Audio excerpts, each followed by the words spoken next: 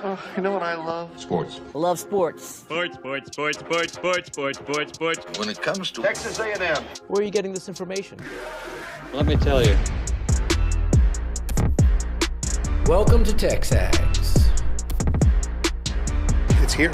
It's time. There's always a buzz in the air when you hit this moment. He is a guy that has gotten better and better and better. He's just got that dog in him. We will develop men. We will graduate players, and we will win championships on the field. I think of him as this hawk. Before long, he's going to be swooping in on those quarterbacks. And they embody what the school is about. It's about getting into hard situations and getting ourselves out. It's about working hard. It's about doing amazing things. And this is a real program. It's not fake. This is a real place. And if you want to be really good at football, this is a really good place to be. You know, if I'm betting on anybody, it's the Aggies.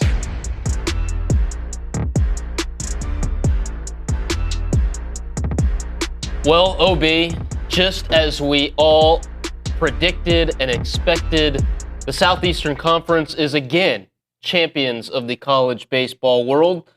I don't know, I wouldn't say unfortunately. I mean, I'm not an Oklahoma Sooner fan, but unsuspectingly, it's Boomer Sooner on top. I did not have that on my bingo card. I did not expect that, especially after the end of their regular season where they landed in the field of 64. But what a run as Skip Johnson and the Sooners claimed the SEC's 7th consecutive College World Series championship. They're a lot like Ole Miss a few years ago. Yeah, that 22 team when you were up in Omaha with us. Barely getting in, but playing well at the right time. Yeah, and it's a cliche that we hear a lot in college sports and baseball specifically. It's not always the best team that wins. It's the team that plays the best. And over the last 3 weeks, you can't really make an argument that anybody has played better than Skip Johnson's Oklahoma Sooners, and now they're on top. I saw they beat, what was it, 3 conference champions? Yes, so Georgia Tech won their conference championship. They went to the Atlanta Regional, came out of the losers bracket, walked off Georgia Tech in their home ballpark. Then they went to the Big 12 champion, Kansas, the Lawrence Super Regional, swept them. And then they double-dipped Georgia, who was kind of making a case to be one of the best college baseball teams ever. And then they get, I guess, the ACC runner-up, North Carolina, in the championship series. And in their 5 College World Series wins, so 5 wins in Omaha, they average nearly 10 runs a game. You know what? I wasn't rooting against them. I wasn't rooting for them. I like their coach. I hear he's not exciting, but what's more exciting than winning the championship? But what bothered me is seeing all these players at Oklahoma, and they flash their hometown. This place, Texas. That place, Texas. That drives me crazy. You're very much a proponent of keeping the best talent in the state inside the borders of the state if they don't go play professional and that's just in any sport, right? Not just baseball, whether it be football or basketball. If you could put a fence around the state of Texas, OB, it'd be a big fence. Yeah, it would be a big fence. Then you could have the best teams in the country in every sport. Just about, just about. But it is what it is. Congratulations, Sooners. I don't say that often, but they earned it. They deserved it. They were the best. I mean, what was final? Like 13-2? They beat them 14-3 last. So by the time I stopped watching, and they only allowed a field goal. Yeah, that no doubt that they were the best team. So, Skip Johnson's 9th season in Norman, 2nd trip to the College World Series, and now he's got a championship. Only a second trip to Omaha, but he's got a ring. We were there for it. We were there for the first one, and the first time he went to the championship series as well. They got to the championship that year. I didn't know if they remember A&M was one of the Final Four, and they eliminated A&M. Okay, that's right. So, that was a good club. Yeah, he's obviously a good coach, and had his team ready to play at the right time. That's for sure. Yep. So Oklahoma wins the College World Series, defeating North Carolina 14-3. They're the anti-UCLA. Yeah, they are. They were one of the last teams in. This is one of the first years the NCAA tournament has seeded the 2 seeds as well. So if they went to Georgia Tech, which was the number 2 overall seed, that would make Oklahoma the 31st best team in the country entering the tournament. They're the first. They are the number 1 team. They beat the North Carolina Tar Heels 14-3, Game 3 of the College World Series. And with that, Olin, the college sports athletic calendar is over. It's over. It's over. We've got to fill, I believe, 7 weeks until Texas A&M soccer plays an exhibition match on August 5th. Okay. So what are you going to be doing with your next 7 weeks? Well, we're going to spend some of that in Tampa for the SEC Media Days. And then I guess there'll be August camp. I never call it a fall camp because it's not in the fall. It takes place in the middle of the summer. What's that? When does volleyball start? I don't know, but somebody who has a much When better idea when do of they Jamie start Morrison's practicing? calendar is going to be over in the News and Social Center. We say howdy to Kendall Stowers. When does volleyball practice start? When do you guys get ramped up? When's your first match? Our August camp, I guess, starts like the first week of August. Okay. So, and then we don't play until late August. It'll be So here before you. y'all start your season late August? I'll actually probably see more volleyball this year than I ever have. The wife she got all into it last year. So I'm sure she'll want to go. For Mrs. Buchanan and for everybody else that was energized by Kendall Stowers and her teammates making a run to the national title, TexAgs is actually going to have a new feature coming shortly that's specifically designed for the Texas A&M volleyball fan. So I got to tell you, the wife should go at first. She was like, who is this? And I'm kind of, what I think is this person, her brother, plays at Vanderbilt, da-da-da-da-da, and this girl, 3 weeks later, she's up there going, Monster Block, Monster Block. she knows everything. Yeah, just we went to Kansas City Yeah, to watch the championship. So that would have been a fun trip. I think there's a lot of people that are going to probably be following volleyball more than they ever have before. There is definitely a market for it, and I think Kay Nagley's going to help corner that market. Well, that's probably where the source of the Nagley coverage. So are you saying Nagley is the source? Yeah. New nickname? No one's ever been called that. No one's ever been called that here. Are they supposed to be good this year? I mean, didn't all their good players? The volleyball team? I think they're supposed did to they be lose all pretty their good. Didn't they lose most of their good players? But I think what we learned last week while you were out, Olin, is that Jamie Morrison doesn't rebuild; he reloads. So they're gonna be going for it again. That Stowers girl, she's still on the team, right? Yeah, that's all right. They'll be good. It's pretty good as she laughs over there. Hey, hope the Eagles aren't though.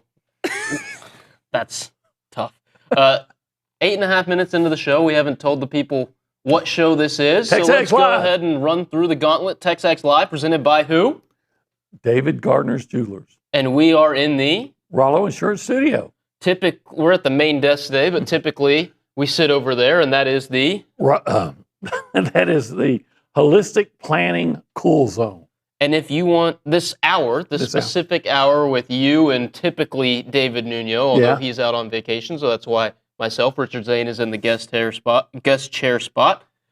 This hour has a name. It is It's the Go Hour, brought to you by the Warehouse of CC Creations. Yeah, Maroon never looks so good. And if the people out there listening to the show want to interact with us, they can call us on the Buppy's Catering and Bartending Hotline. Or if they just want to send us a text and have put Kendall to work over there in the Angry Elephant News and Social Center, they can text the what? The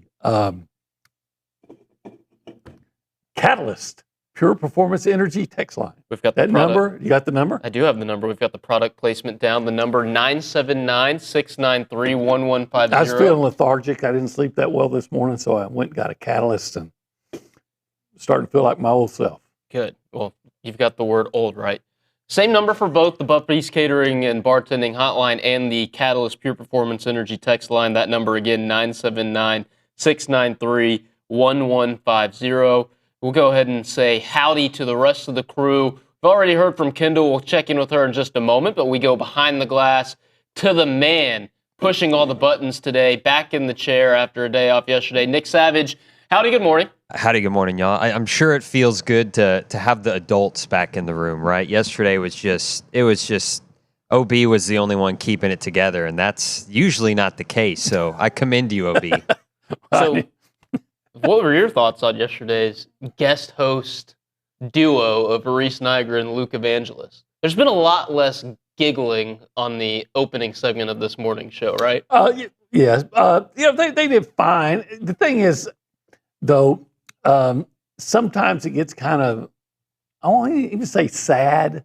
Luke tries to be clever, and it's that's a lost cause, and he's trying to insult me and all this. And it's kind of like, it's kind of like Jerry Jones trying to convince everyone that he's the guy that made that he was the architect of the Cowboys dynasty in the 90s. And he's been trying to do it for 30 years, but every time he tries to do it, it just shows how futile he really is and has been. And that's kind of what was going on with Luke when he was just wanting to talk basketball and not trying to rank me, and other things, he did fine. He and Reese did fine. Oh, he is a great basketball talking head. That's obvious. He knows his basketball. He's much more interested in basketball than probably anything else in his life. I do have a basketball topic I want to ask you about in just a couple moments, and it's close to home, but go ahead and check back in with Kendall Stowers in the Angry Elephant News and Social Center. Do you have anything for us this morning, Kendall? Honestly, my favorite thing was last night, Braden Montgomery again, putting up huge performance again. Like, he literally just back-to-back-to-back keeps stringing them together. He had 2 hits, 1 RBI, and, they were both doubles, too. So he's literally killing it at the White Sox. If he keeps going like that, look, long way to go. Sure. Can he work himself into a Rookie of the Year conversation, or is there somebody that's already, how long, we're not even halfway through? I don't pay too much attention to the junior circuit, the American League, so I don't even know who the candidates for American League Rookie of the Year are.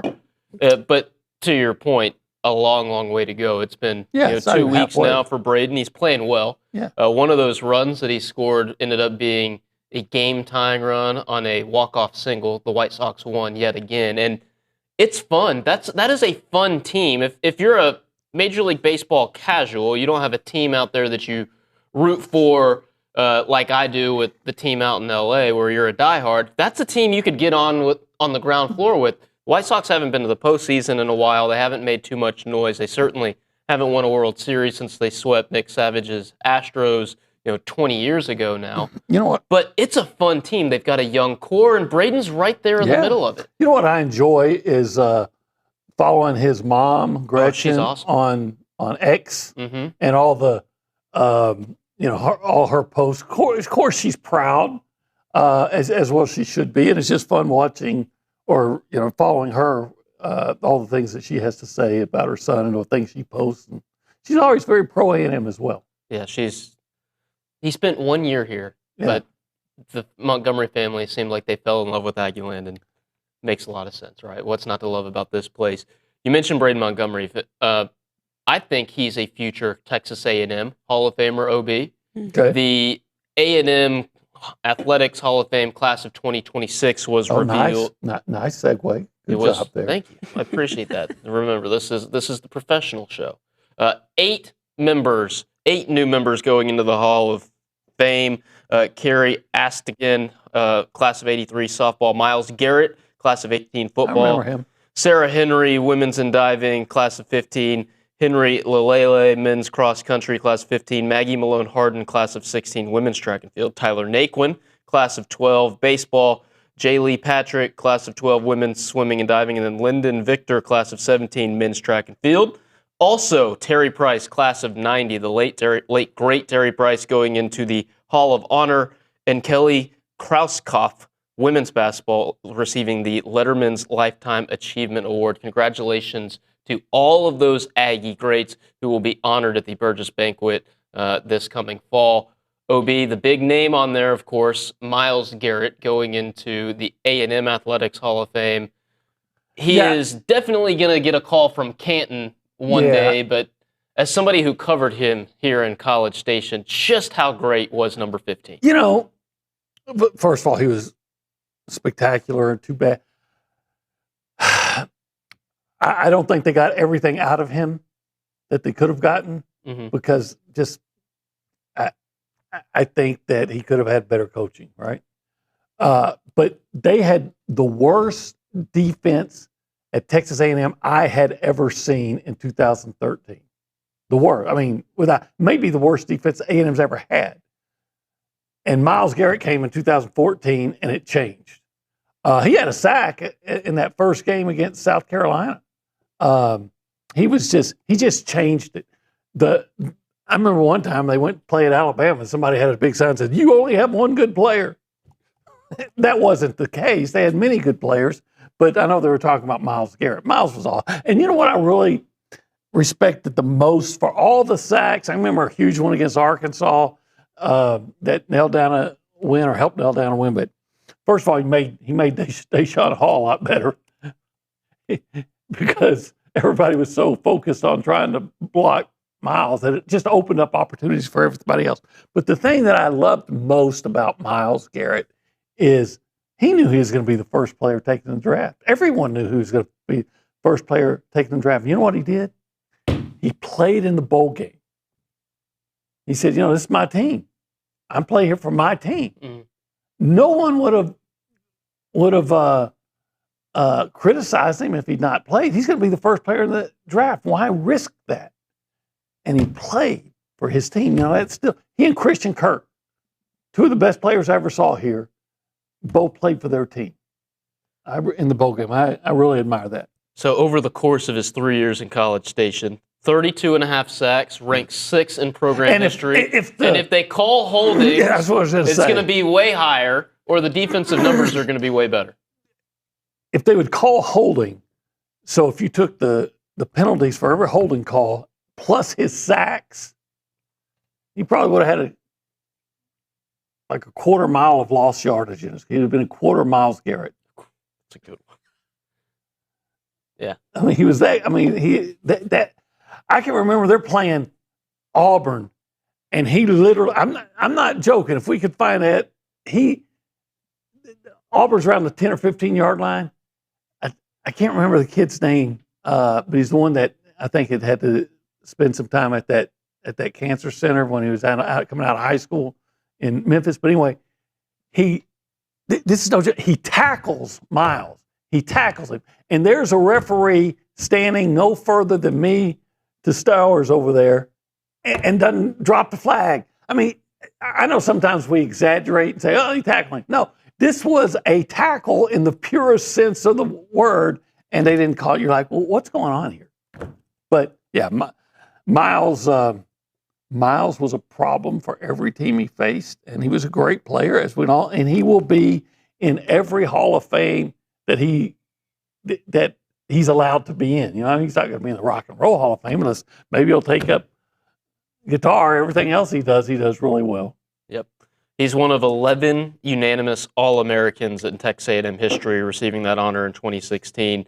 Cassius Howe joined that list earlier this athletic calendar. So congratulations to Myles Garrett and the other. Well, they've had some great pass rushers. They have had some really, really good pass rushers. Hope they find another one this year. Yes, so congratulations to Myles Garrett and the other members of Texas A&M Athletics Hall of Fame, class of 2026. OB, if you were going to get this group together and you wanted to celebrate them, where would you take them to eat? If I was a Hall of Fame athlete, I deserved some Hall of Fame barbecue.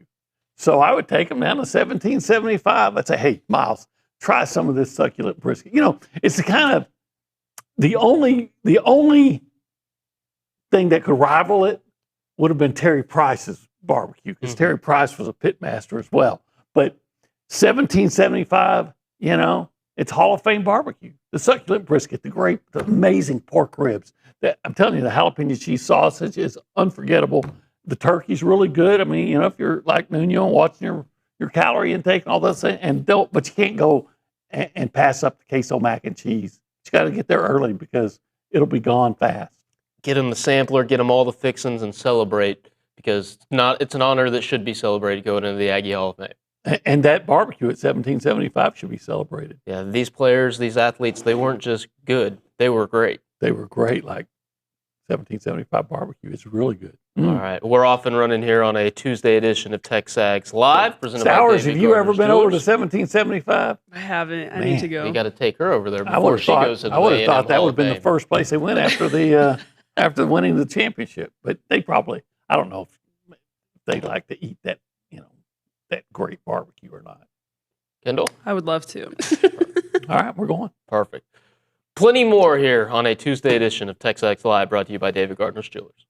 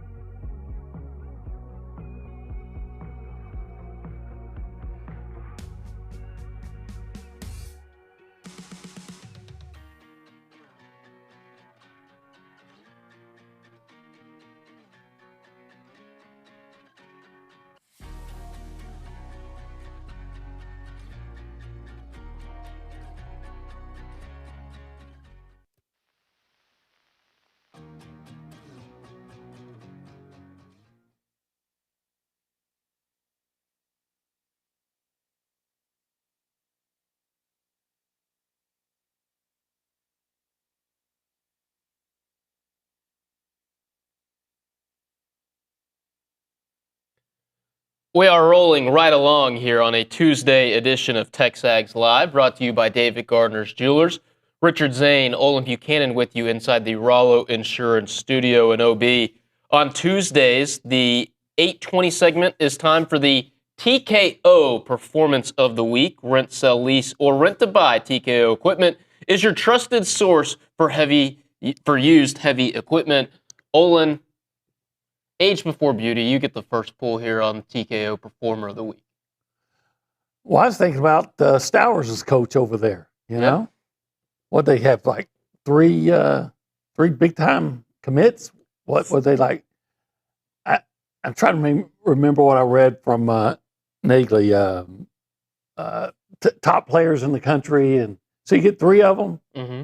And I couldn't tell you their names, but I was told Maya, and Amari. Maya Mortensen, okay. Maya Obog, and Amari Frazier, A&M's 28 volleyball commits, all three of them attacking players. And that's all I know about them. What players are they attacking? The other team, on the other side of the net. Okay, I got you. They're attacking. I see. So, my performers of the week, Olin, I would also go with another head coach because Michael Early, what a week he had. He had a big. If you need pitching. Yes, he got 3 transfer portal commits on the pitching side since we last did this segment. Wade Cooper, the right-hander from Texas State. I saw him. Yeah, he was in here the other day with Ryan Broninger, very well-spoken individual down from Del Rio, and he's got quite a slider. Del Rio living on refried dreams. So then we've got right-handed pitcher Caleb Kimball from Houston staying in state, and then left-handed pitcher Logan Prisco, South Carolina guy, came from the JUCO routes, originally from New York. I actually got to speak with him last night, interview coming out later today. And then, of course, big-time staff additions. He didn't stop at just Barry Enright. The big news on Friday, Nolan Cain coming back to the program. So important portal additions. He also wrapped up his coaching hires. Big week for Michael Early. And then my other performer of the week, because we've kind of got World Cup fever in this office, the United States national team. Another win on Friday. They've won the group, so we're not getting group despite Reese Nygren's best efforts. They have clinched Group D. They will play in the round of 32 on July 1 in Santa Clara. Opponent still TBD, but they've still got one more. Yeah, they got to play. They got to play Turkey. Turkey on Thursday in LA, 9 p.m. Central Time. Will you stay up for that match? Oh no, didn't think so. Well, wait a minute. That's a Saturday. No, it's Thursday night. Thursday? No. Even though I do get to, I'm not going to be on the show Friday, so I could stay up and watch it. I imagine the go hour on Friday morning with Kay and Callie will be a complete wall-to-wall recap of USA versus Turkey. Anyways, through 2 group games, they're 2-0, 6 points, 6 goals, 4-1 against. That's a +5 goal differential. It's been exciting to watch them. This also gives you some national pride. It's been enjoyable. There's a lot of reasons to have national pride all the time, but especially this week. You know, with like I said, the way the team has played, but also the way the visitors have reacted. Mm-hmm. You know, on social media to just being in our great country. Turns out this place is a pretty great country, huh? Yeah, you know, it's so great about it that if you don't like it, you actually can leave. But even the people that don't like it never leave. Why is that? Beats me. I love it here. Hey, Stowers, you have a performer of the week? I do. I mean, I was just going to go back to Braden Montgomery. Like, he's been so consistent recently. Last night, he had a batting average of .262. In 4 at-bats, he had two runs, 2 hits, and 1 RBI. Like, I don't know. I think that's just insane to be called up as a rookie and in the past month be putting up numbers like that.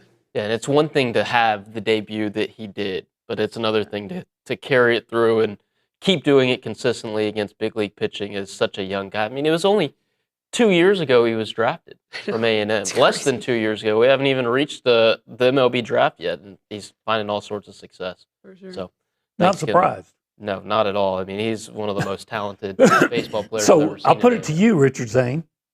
Okay. Does A&M win the national championship if he doesn't break his ankle?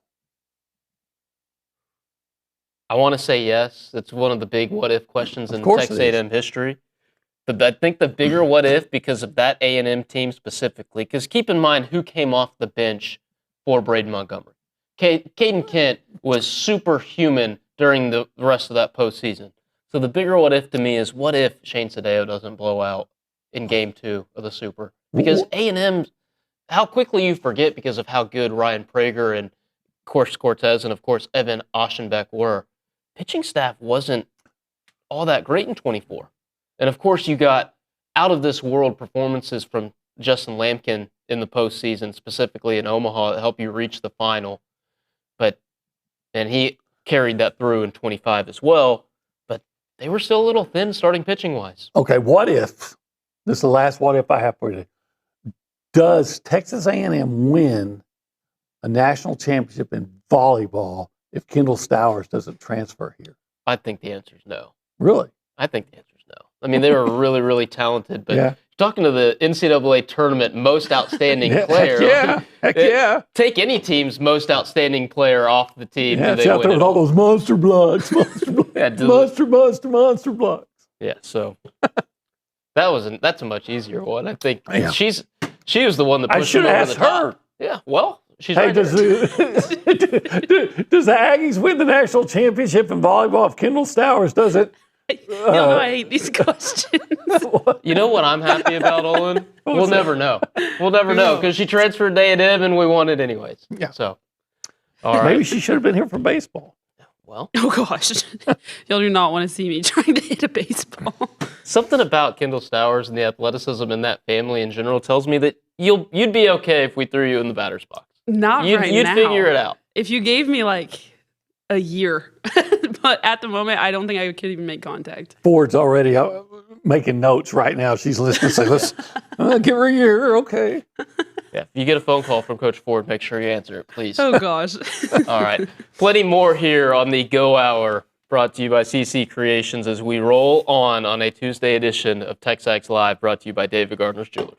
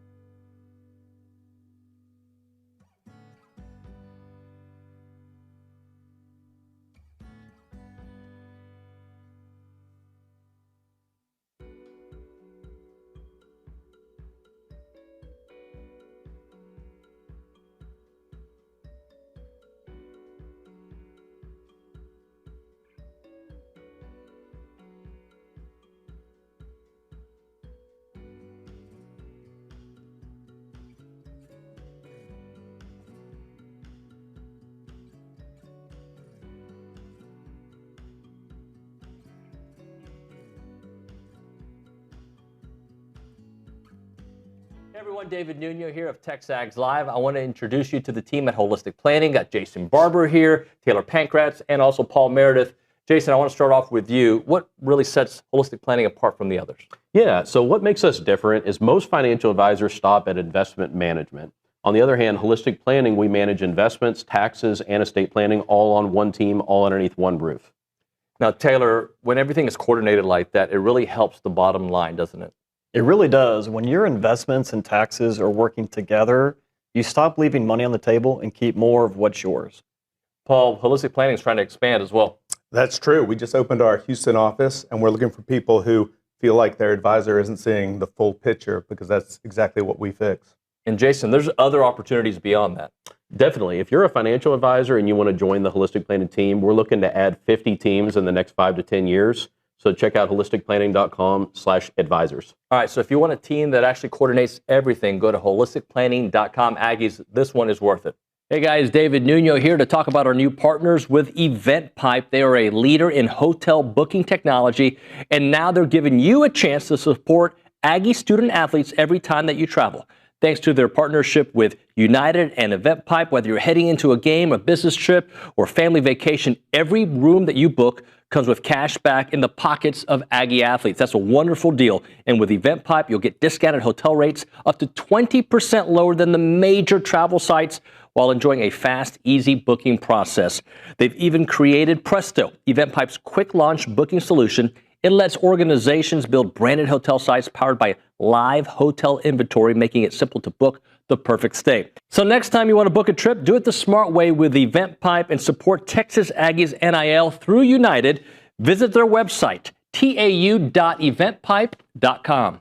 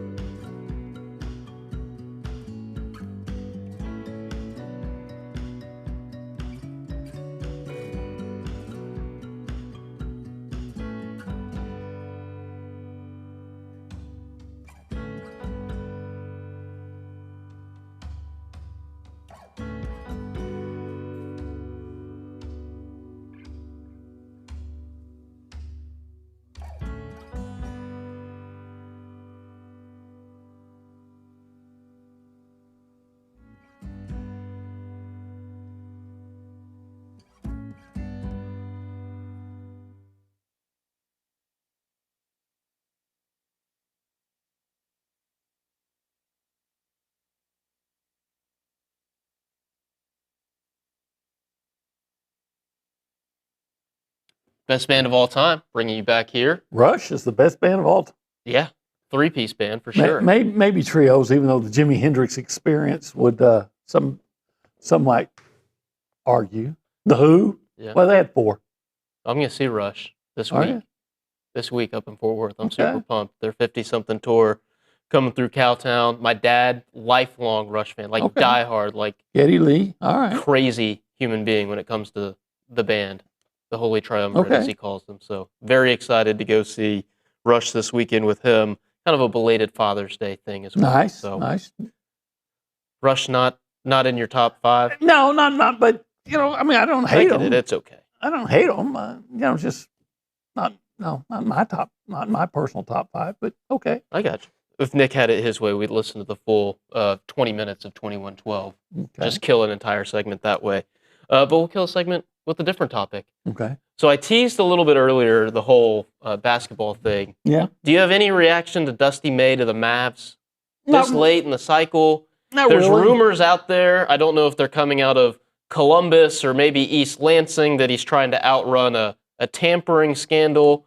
But the Mavs pairing a very bright basketball mind with a very, very good young player in Cooper Flagg. See, here's my. If this was the NFL, I'd probably be really excited about it, right? But in basketball, you probably remember a coach. I mean, it's before your time, but you probably heard of Chuck Daly. Mm-hmm. Made the most realistic comment I've ever heard about coaching in the NBA. He said, "Never forget the players allow you to coach them. So it's just so different in the NBA to college coaching in basketball, you know? Like Billy Donovan might have been one of the best college coaches ever if he just never left. And then he's okay. Pro, okay. I mean, Pitino had some success, but never like he had in college, right? So it's just, I think it's such a different game. Brad Stevens did well and then moved out of coaching like as fast as he could, I'm sure. I guess what I'm trying to say is I don't care how much success you have as a college basketball coach. I think when you get into the NBA, it's a crapshoot because how are the players going to respond to you? Are they going to let you coach them? It'll be interesting to follow Dusty May's career as he moves down. I mean, there's no doubt about him as a X's and O's coach. National championship at Michigan this year, but he also had perhaps the most talented roster in college basketball, which we may or may not find out that he constructed illegally. I don't know if that's a is there anybody any roster constructed? It would be interesting to see if Michigan were reprimanded or sanctioned for tampering in the transfer portal, considering we know that happens in every sport and nobody gets in trouble for it. It'll be interesting to see if there's a precedent that's tried to be set against the Michigan Wolverines. That's just butthurt folks in Columbus and East Lansing are mad that Michigan won. I'm not a Michigan fan. In fact, I was pissed off at the Aggies for letting Michigan off the hook a couple of years ago. But in fact, twice I've seen A&M get destroyed by Michigan in the NCAA tournament. So I'm not a Michigan fan by any means, but I can acknowledge that guy's a tremendous basketball coach. But is it going to work in the NBA? Maybe. I'm not saying it won't. I'm just saying I don't get too excited about that because you just don't know how the NBA players are going to react to their coach. Sure.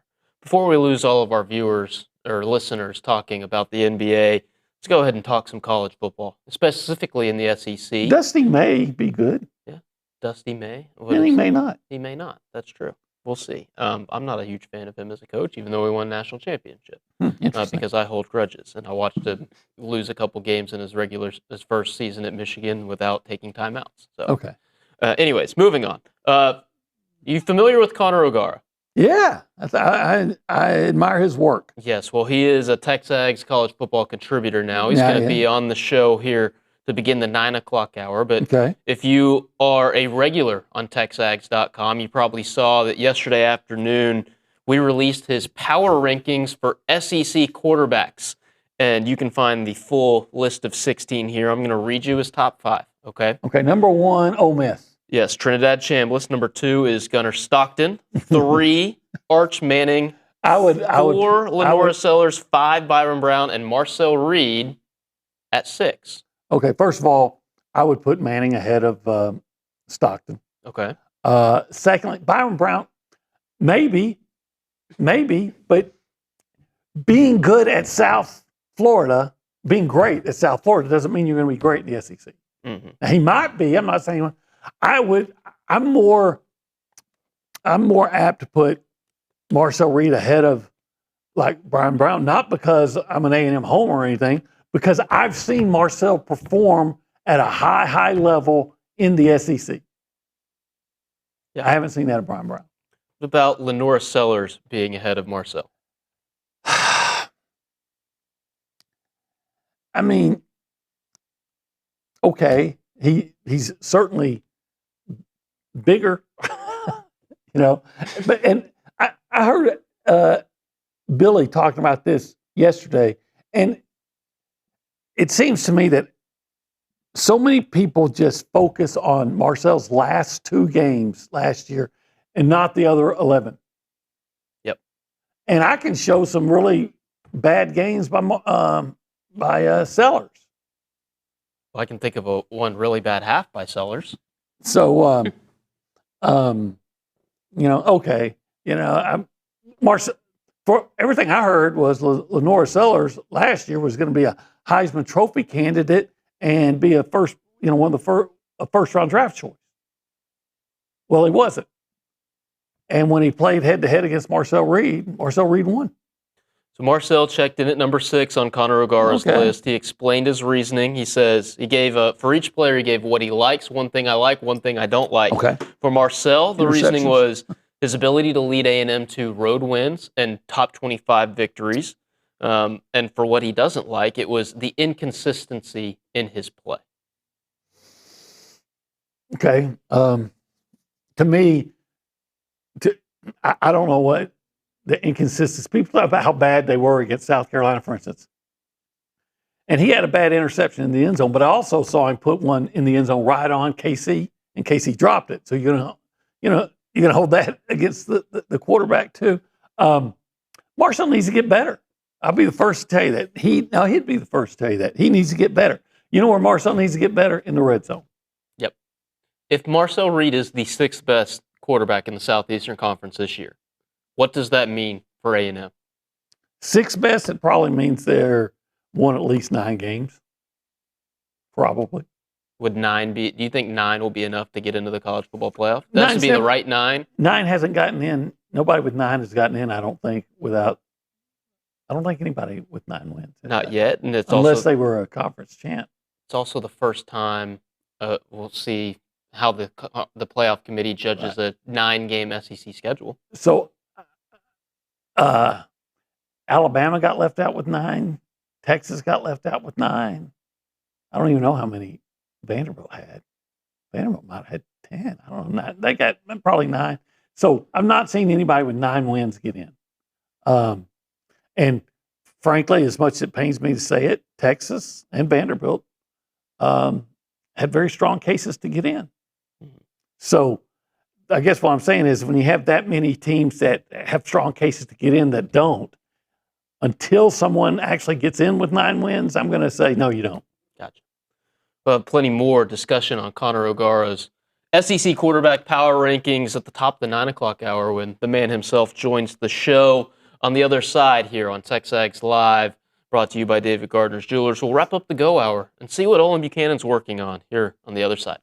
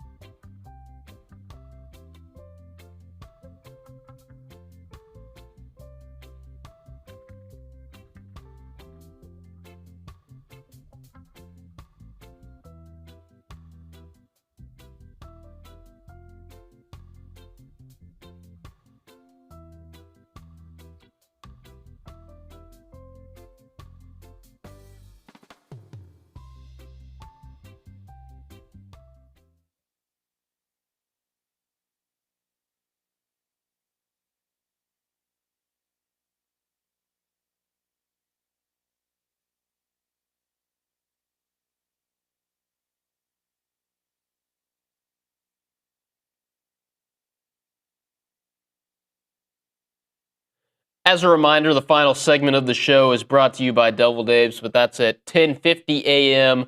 right now. If you are caller number 12 at 979-693-1150, we'll hook you up with your choice of a dozen pepperoni rolls or a large one-topping pizza from Double Dave's. They've been serving Aggie Land since 1984. Double Dave's Pizza, serving up your favorite pizza and world-famous pepperoni rolls with reliable in-house delivery. They'll bring piping hot goodness straight to your door. Just click doubledaves.com and your favorites are on their way. A favorite of the people on the boards in the TexAgs community is any column penned by the Prince of Scribes, Olin Buchanan. So I know you are working on something right now. Tell us, give us a little bit of a taste, a tease, if you will, about what we might expect on TexAgs.com. Well, I'm just looking at what all the success A&M had last week. Did A&M as an athletic department, as an overall, have the greatest off-season week ever? Think about all the things that happened last week. Starting with volleyball with their, 3-star players that committed. A&M got a commitment from 2 football players. One, the number one linebacker in the country, got him over LSU and Notre Dame. Tennis player was named basically the tennis Heisman Trophy. Softball got ICA Player of the Year. Baseball went crazy. Got in the last 5 pitchers and the top catcher, big hitting catcher, and all that. It was just one thing after another. Hall of Fame. Who went to a Hall of Fame? Ed Hargett in the Southwest Conference Hall of Fame. It was just an amazing week. Scott Livingstone as well, College Baseball Hall of Fame. And all this happened. All this happened on a week where I was off. Sounds like you need to take more vacation. I was on paid vacation. Do you remember an article I wrote about a guy? I think is either Robert Escobar. Is this Robert the one Escobar. About Oregon? Yeah, he's the guy that stayed in the bathroom for 41 minutes while A&M was rallying because the Aggies always say if the Aggies are doing well, don't change anything. Don't move, don't do anything to interrupt the mojo. Should they just, keep me, pay me to stay home so as not to interrupt the mojo? You make a good point. Well, I'm glad you didn't stay home this morning because you helped me get through the first hour of the show, as you always All do. you had this Stowers would have carried you through. For sure, but just talk about whether or not they would have won the championship. Kendall Stowers carries a lot of people, but she carried that team. It's an off season for her. I don't want to. I want to make sure she's fresh when Jamie needs her. Hey, Stowers, that was a great team. Who was the most overrated player on that team? Don't. Oh my gosh! Don't answer that. Who would you say? If they weren't that good. You're going to get her in trouble. I asked the tough question. He's always trying to get me in trouble. Yeah, that's not just you, Kendall. He's always trying to get everybody in trouble, and he usually ends up getting himself in trouble. That's for damn sure. At least for this morning, OB, always appreciate you taking the time here on the Go Hour, brought to you by CC Creations. As TexAgs Live continues, when we come back, we'll have Connor O'Gara. Later on, the 9 o'clock hour, we'll have Will Johnson, and then 10 o'clock, all baseball. Ross Stripling, Jace, LaViolette, and Gavin Grahovac. All of that coming up here on TexAgs Live as we continue on a Tuesday morning.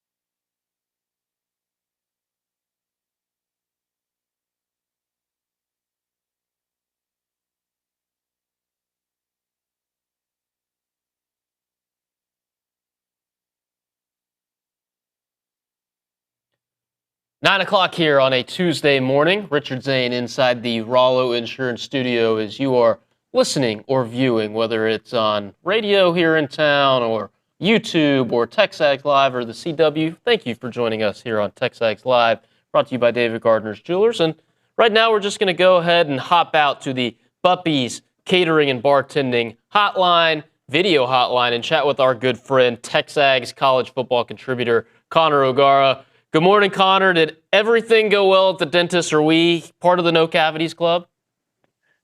Thank you. Yeah, good to be here. We are very much part of the No Cavities Club. It was like fourth time for our 3-year-old to go to the dentist, but first time in the big girl chair, which any parent that's experienced that transition knows that nothing is guaranteed in that spot. And thankfully, we came ahead. We came ahead feeling pretty good about the whole situation. No cavities, nothing but good things to report. Awesome. Well, what else is going on in the O'Gara household, the O'Gara world, other than the writing side of stuff, which we'll get to here in just a moment? Yeah, just a couple of minor things. Just trying to keep a 3-year-old entertained throughout the summer, and that obviously looks a little bit different come fall. But no, we're staying busy here. We got a trip planned to the thumb of Wisconsin coming up next month, which is Door County, Wisconsin, kind of by like the Green Bay area. My mom's got a house up there, but try to keep it as low key as possible, and realizing that keeping it low key with the toddler is just basically running around and kind of doing the things that she wants to do mostly. But yeah, I mean, typical stuff, plenty of Costco trips planned, and doing everything in our power to fight the fact that it's 95 degrees like every single day here in Orlando, but nothing to complain about, man. Well, it sounds like you're doing fatherhood at an elite level there, Connor, but let's go ahead and dive into something you also do at an elite level, which is write about college football. And our readers on TexAgs.com got to see your SEC quarterback power rankings here in late June. That's out now. And you have an interesting way of breaking it up, right? And explaining how you would go about formulating a power ranking. So if you could, just for the radio listeners, talk about your process, because it's unique compared to what other people might do when they're formulating power rankings at this point in the offseason.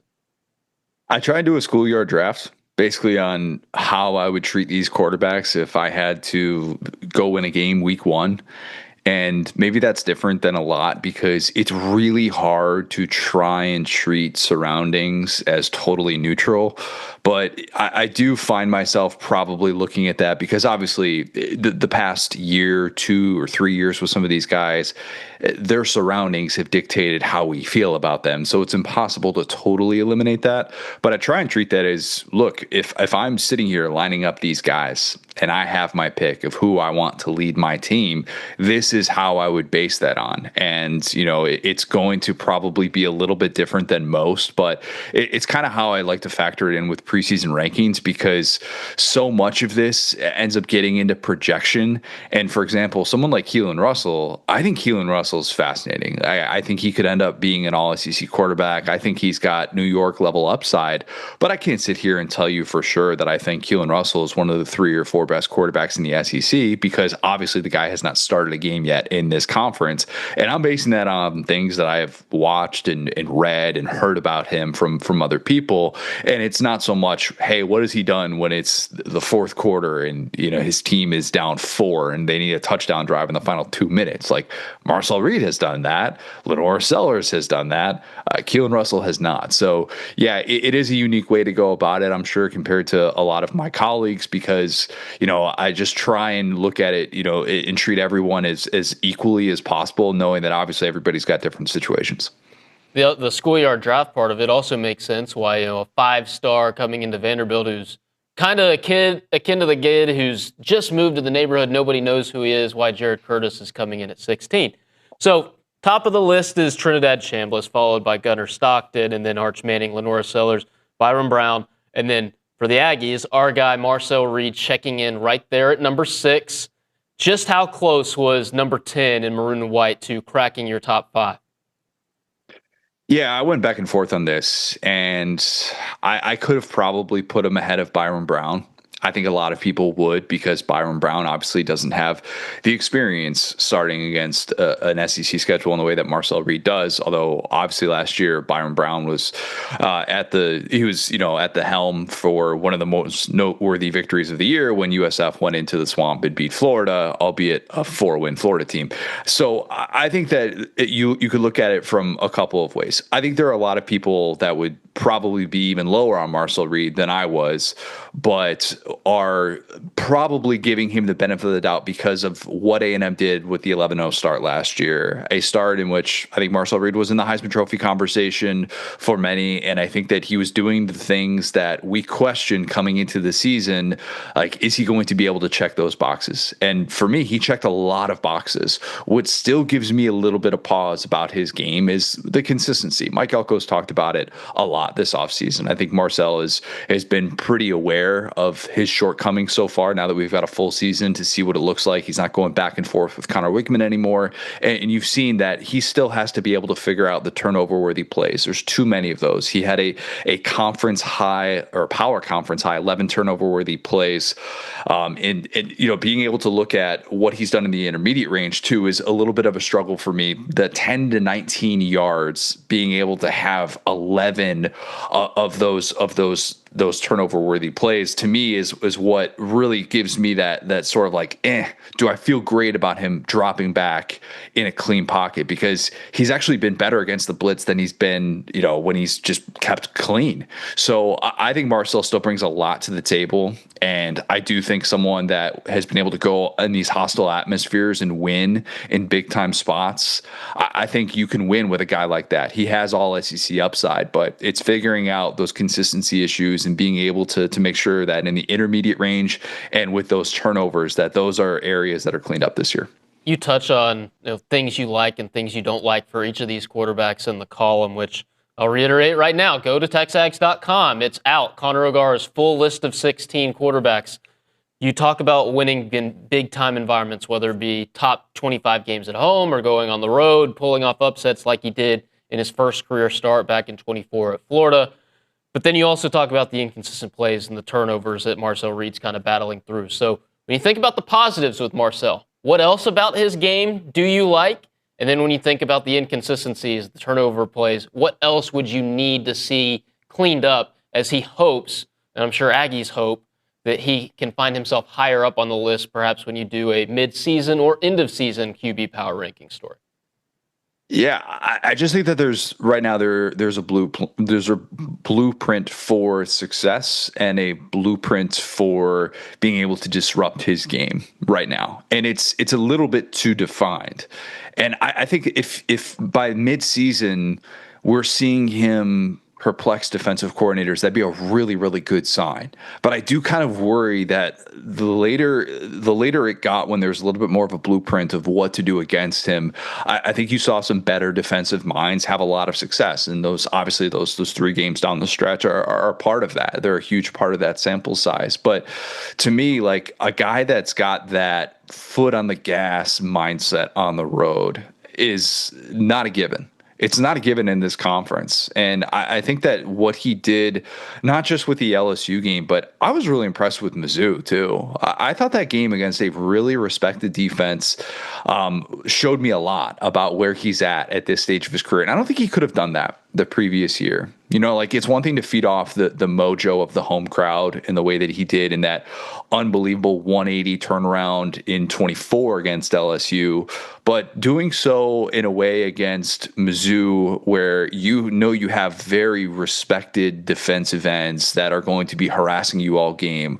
with an experienced defense.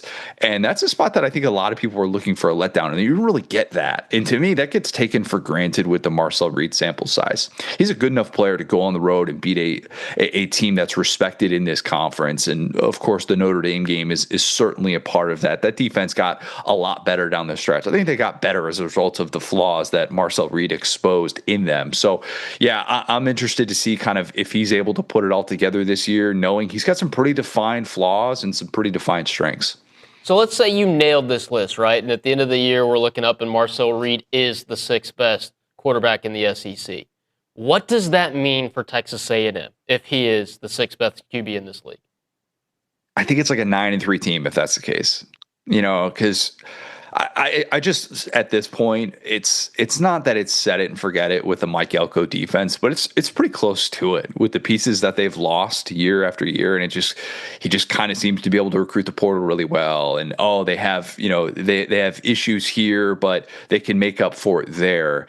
I'd still feel like they'd be able to win a bunch of games, and I do think that a 9-3 year, depending on the games that Marcel Reed struggles, and because if he's at 6, it means that he's still showing some of those flaws. He's not necessarily having that big time moment, maybe in the regular season finale against Texas. Maybe he's struggling to go on the road against playoff bound teams, and I think it depends on kind of what all that looks like. But I still feel like it would be a 9-3 type year, because you're still talking about being one of the better quarterbacks in this conference, a 16-team league in which if you're getting, top 5, top 6 quarterback play, you feel like, okay, we should have a chance to be able to make it to the college football playoff, depending on the way that the schedule breaks. But I think it's going to be really important for him being able to keep that backfield healthy, which, that's always going to be a huge area for A&M in terms of what's going to determine their success.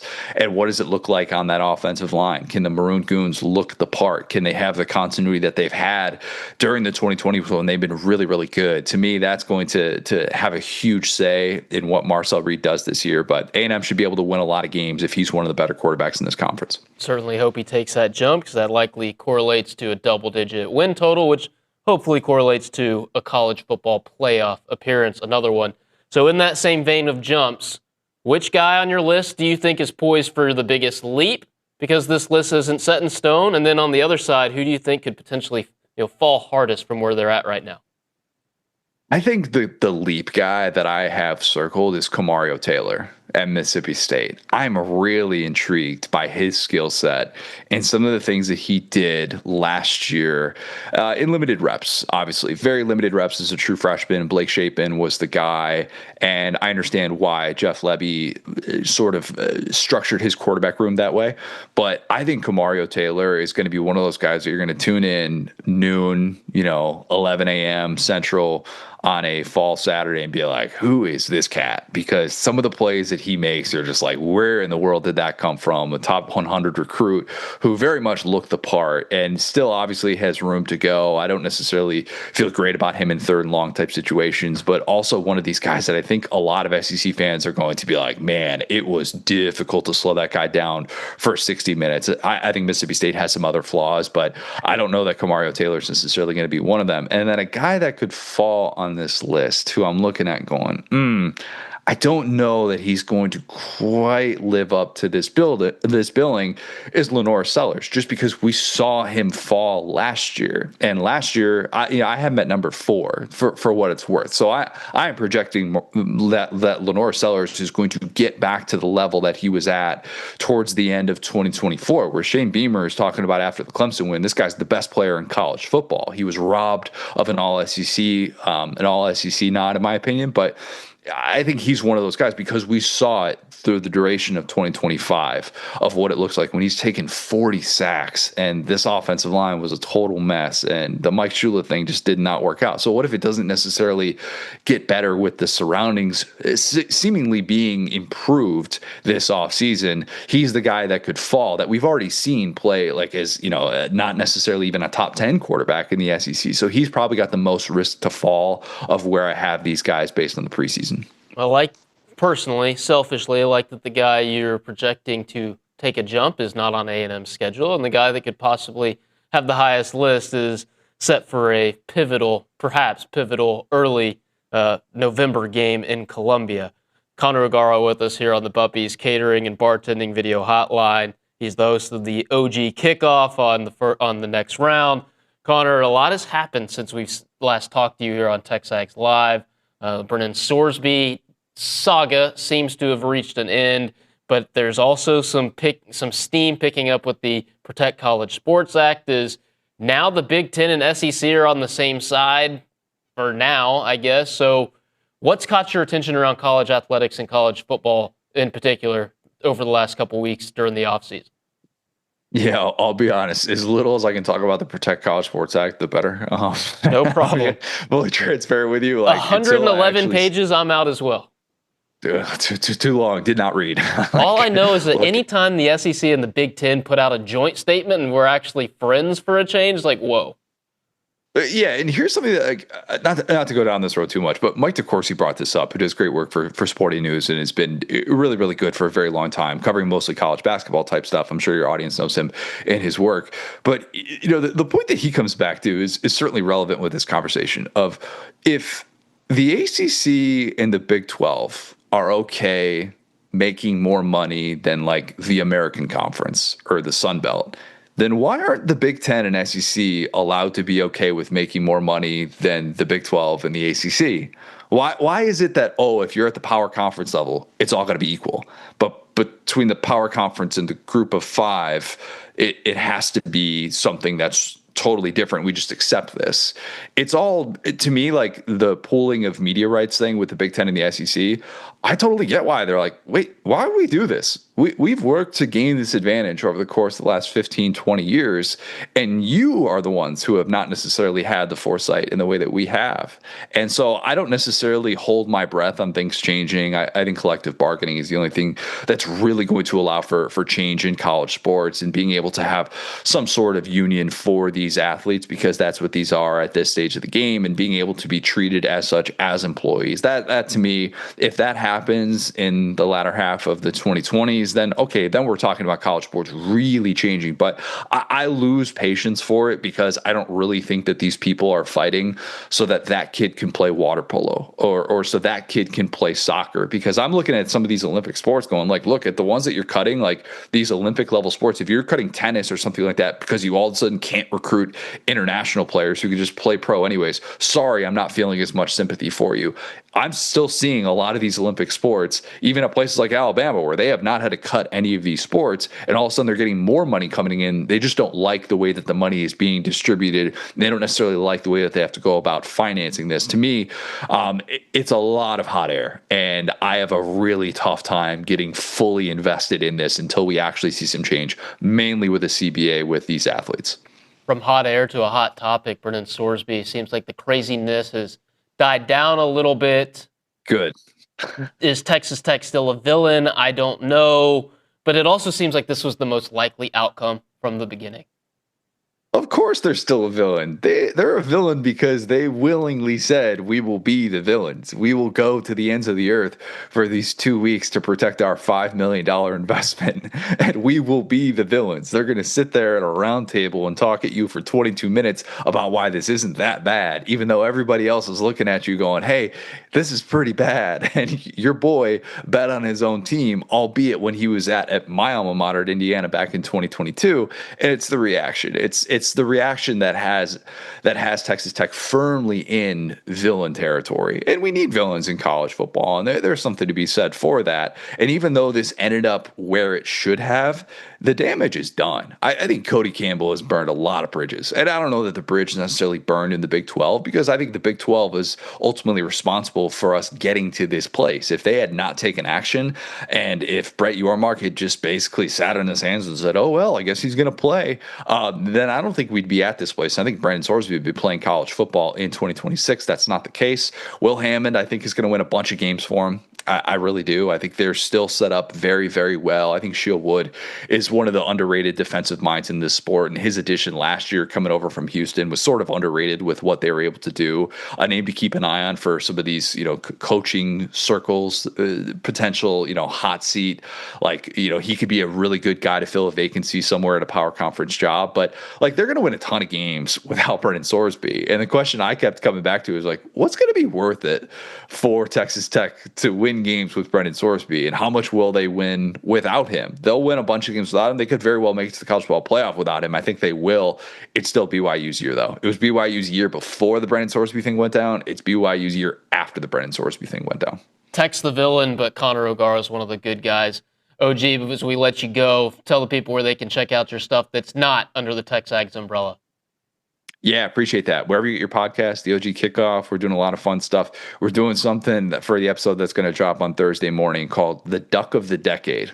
Who is having the worst time of college football programs in the 2020s? A lot of context will be thrown into it. I've got a list of like 12 teams that I'm deciding between right now, and the way that that's all going to break down. But we're having a lot of fun with that. And then, we're going to be having a lot of different discussions over the course of the off season there. And you can follow all that stuff, the OG Kickoff, Next Round, Double Down Media Production. Subscribe wherever you get your podcasts. OG, thanks so much. I look forward to it, and I look forward to what you've got coming next for TexAgs. Thanks, man. Appreciate it. Connor O'Gara there on the Buppies Catering and Bartending video hotline. Always enjoy our time with him. And check out his column that's out now on TexAgs.com. You can find it on the homepage. Don't even have to search that hard. So, all right, so we'll hit a break here, playback segment on the other side as we continue here on a Tuesday edition of TexAgs Live, brought to you by David Gardner's Jewelers.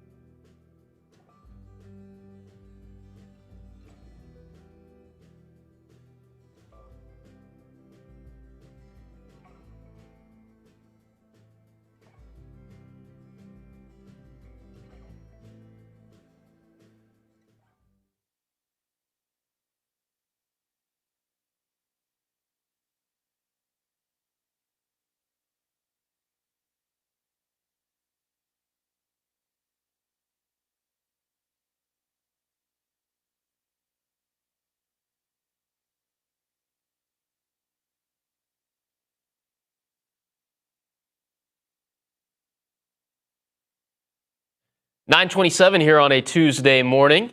You're listening or watching TexAgs Live, brought to you by David Gardner's Jewelers. Richard Zane inside the Rollo Insurance Studio, filling in for David Nuno, who's out on vacation. He'll be back on Monday morning. Tomorrow it'll be Mr. Nick Savage and Luke Evangelist guest hosting, co-hosting. And then Thursday and Friday, a Tex Gals takeover. So looking forward to what my compadres and very good friends can do over the next 3 days with this show. If you've been paying attention to TexAgs.com, you've probably been a visitor on the TexAgs baseball transfer portal tracker, which now has over 1.2 million views. Want to thank you for that, as Michael Early and company have been very busy in the portal. A&M now with 8 commitments, 5 of those pitchers. The most recent pledge, South Carolina left-handed pitcher Logan Prisco. He was kind enough to join me via phone yesterday. And if you're a TexAgs Premium subscriber, you can find this now. But for those of you who are not, and who should be, a little taste of my interview with Logan Prisco right now. Howdy, Ags. We're on the phone now with one of Texas A&M baseball's newest transfer portal commits, left-handed pitcher Logan Prisco, coming to Aggie land from South Carolina. Logan, first things first, man. Tell us how it felt to tell everybody that you're an Aggie when you made your announcement on Friday. Oh, it was awesome. I didn't know how to go about what to post first, but I was like, you know what, let's just go ahead and get it out. I was very excited. Family first. Went over to my grandparents' house and, just seeing their excitement. It was very cool. That's awesome. So family's all in New York. What was the family's reaction to you letting them know you were leaving the Palmetto State and coming down to the Lone Star State? They're fans of Gamecocks this year, and now they're Aggie fans. So it wasn't hard to switch them over. They love following me, and it's awesome having their support. And the whole 12th man. It's awesome. Just wait till the real family meets the Aggie family. I'm sure they'll fall in love with it as well. So tell me, what helped you feel comfortable and fall in love with Texas A&M and College Station in general? Yeah, I showed up to the field, and, from the jump, these coaches were awesome. Coach Early, Coach Enright, all of them. They were all great. It's like a family. And you could tell when you step through the doors. Baseball is a big part of, my life, but it's not everything, they say. And it's, it makes you feel good because obviously you're going to try to do everything you can to go out there and compete and have your best stuff. But those guys are always going to have your back no matter what. So it's really cool. Yeah, I want to talk about Coach Enright in a little bit, but specifically with Coach Early, how involved is he in your recruitment, and what's the connection like there with the head man? Yeah, he's awesome. We were sitting in his office just talking baseball, and it's really cool where he's been, who he knows, and how he goes about things. He's awesome, and that's a guy that you want to play for. So he was awesome. He's a big part. And then when it comes to Barry Enright and the pitching coach, what about him specifically has you excited about working with that guy? Yeah, he was awesome. He was in pro ball for a while, played, hit a little bit too as a pitcher, which is cool. But, he's big on, using the new school stuff and all the old school stuff, get in the box, see your stuff. Which is very cool. And, you got to see it from all perspectives. And it's very cool how he goes about things, And the new pitching lab that's going to be up and going in the fall, be cool to see how we use that. And, ready to go play for those guys. Is there anything about the way Enright attacks the game philosophically that you can tell us about? Remember, this is a guy we haven't really gotten to know just yet because he arrived only about a week before you did. Yeah. I love all the numbers and stuff. But, they just try to make it simple. Go out there, do what you have to do to compete and not overcomplicate things, which is very cool. And I believe he said he'd be calling pitches. So that's all. You just have to go out there and simplify it. And, it makes it very easy for you going out there. Well, tell us about the kind of competitor you are on the mound. What kind of competitor are the Aggies getting? Yeah, I love to go out there and compete. The bigger spots, the cooler. But no matter what, I mean, every pitch you got to compete in this league. I'm very excited to go out there, attack these hitters, trust my stuff. So I'll go right at these guys. For those of us that haven't seen you pitch before, what kind of mix are you attacking hitters with, whether they be right-handed or left-handed? And I know you mentioned wanting to be in the bigger spots. What kind of role do you foresee yourself battling for when the time comes this fall and then into the upcoming spring? Yeah, looking to earn the starting spot. I know you got to go out there and earn it. So I'm going to go out there in the fall and show these guys what I got. And, I'll be coming out with a 4-pitch mix, fastball, curveball, change cutter. And, try to go earn starting role. It's awesome. Well, I want to take you back a little bit. Before your time at South Carolina, you pitched JUCO ball at Florence, Darlington Tech. Tell us about your JUCO experience and also pitching in the JUCO World Series. Speaking of pitching in big spots. Yeah. So in high school, my senior year, I had Tommy John. So I did a post-grad before Florence, Darlington Tech, Flodar. And Flodar was my first season back. So, and I earned a starting role there and, had to learn how to compete again after being out for, a year and a half or so. But I loved it there. Coach PMAC was awesome. The grittiness of JUCO baseball is awesome. The guys you meet, the JUCO World Series was awesome. Did not go my way in that game, but I loved every minute of it. We were playing in front of 12,000 people, and you can't be any more excited about anything but like that. Probably helped prepare you for life in the SEC, huh? Oh, for sure. I was nervous in that JUCO game a little bit. Nervous, but energetic. Which was awesome. I loved it. But going in the SEC, that's what you get. So it prepared me, and I was ready this year to go at it with these guys. So how's that full interview with Logan Prisco, Texas A&M left-handed pitcher, portal commit, can be found now for our TexAgs Premium subscribers. Always a great reminder that if you aren't already, you should be. TexAgs.com/subscribe to sign up today. Time for another break here on TexAgs Live, brought to you by David Gardner's Jewelers. When we come back, Will Johnson joins us inside the Rollo Insurance Studio.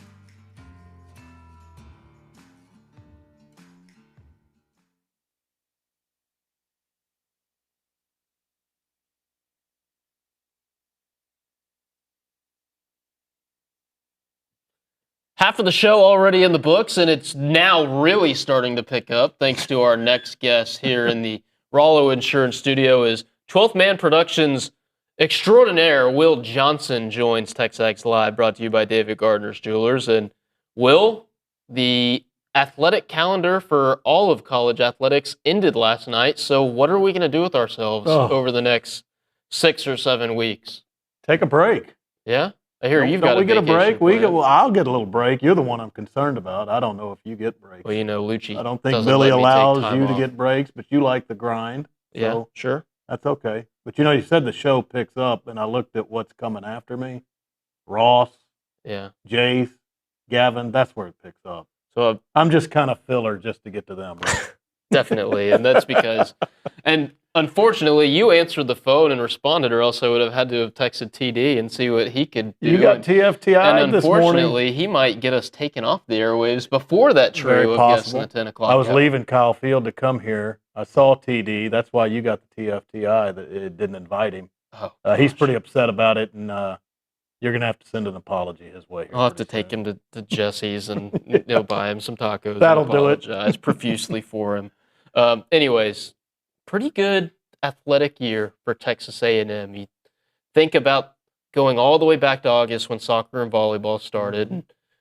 Said goodbye to a legend in G. Carreri as he retired, and then the oblong football, as he calls it. They win 11 games and go to the playoff. That's awesome. And then Kendall Stowers and her teammates win a national championship. The volleyball program's first. And then going into the basketball season, Bucky McMillan exceeds expectations in year one, reaches the second weekend of the tournament. Baseball has a bounce back year. Softball again in the national conversation. Women's tennis winning a championship. Pat Henry contending at nationals yet again, and then bidding farewell as he rides off into the sunset, a well-earned, deserved retirement. So what stands out to you about the year that was 25-26 for Texas A&M athletics? I mean, you just named it all. When you get the 2 national titles, that stands out. Yeah.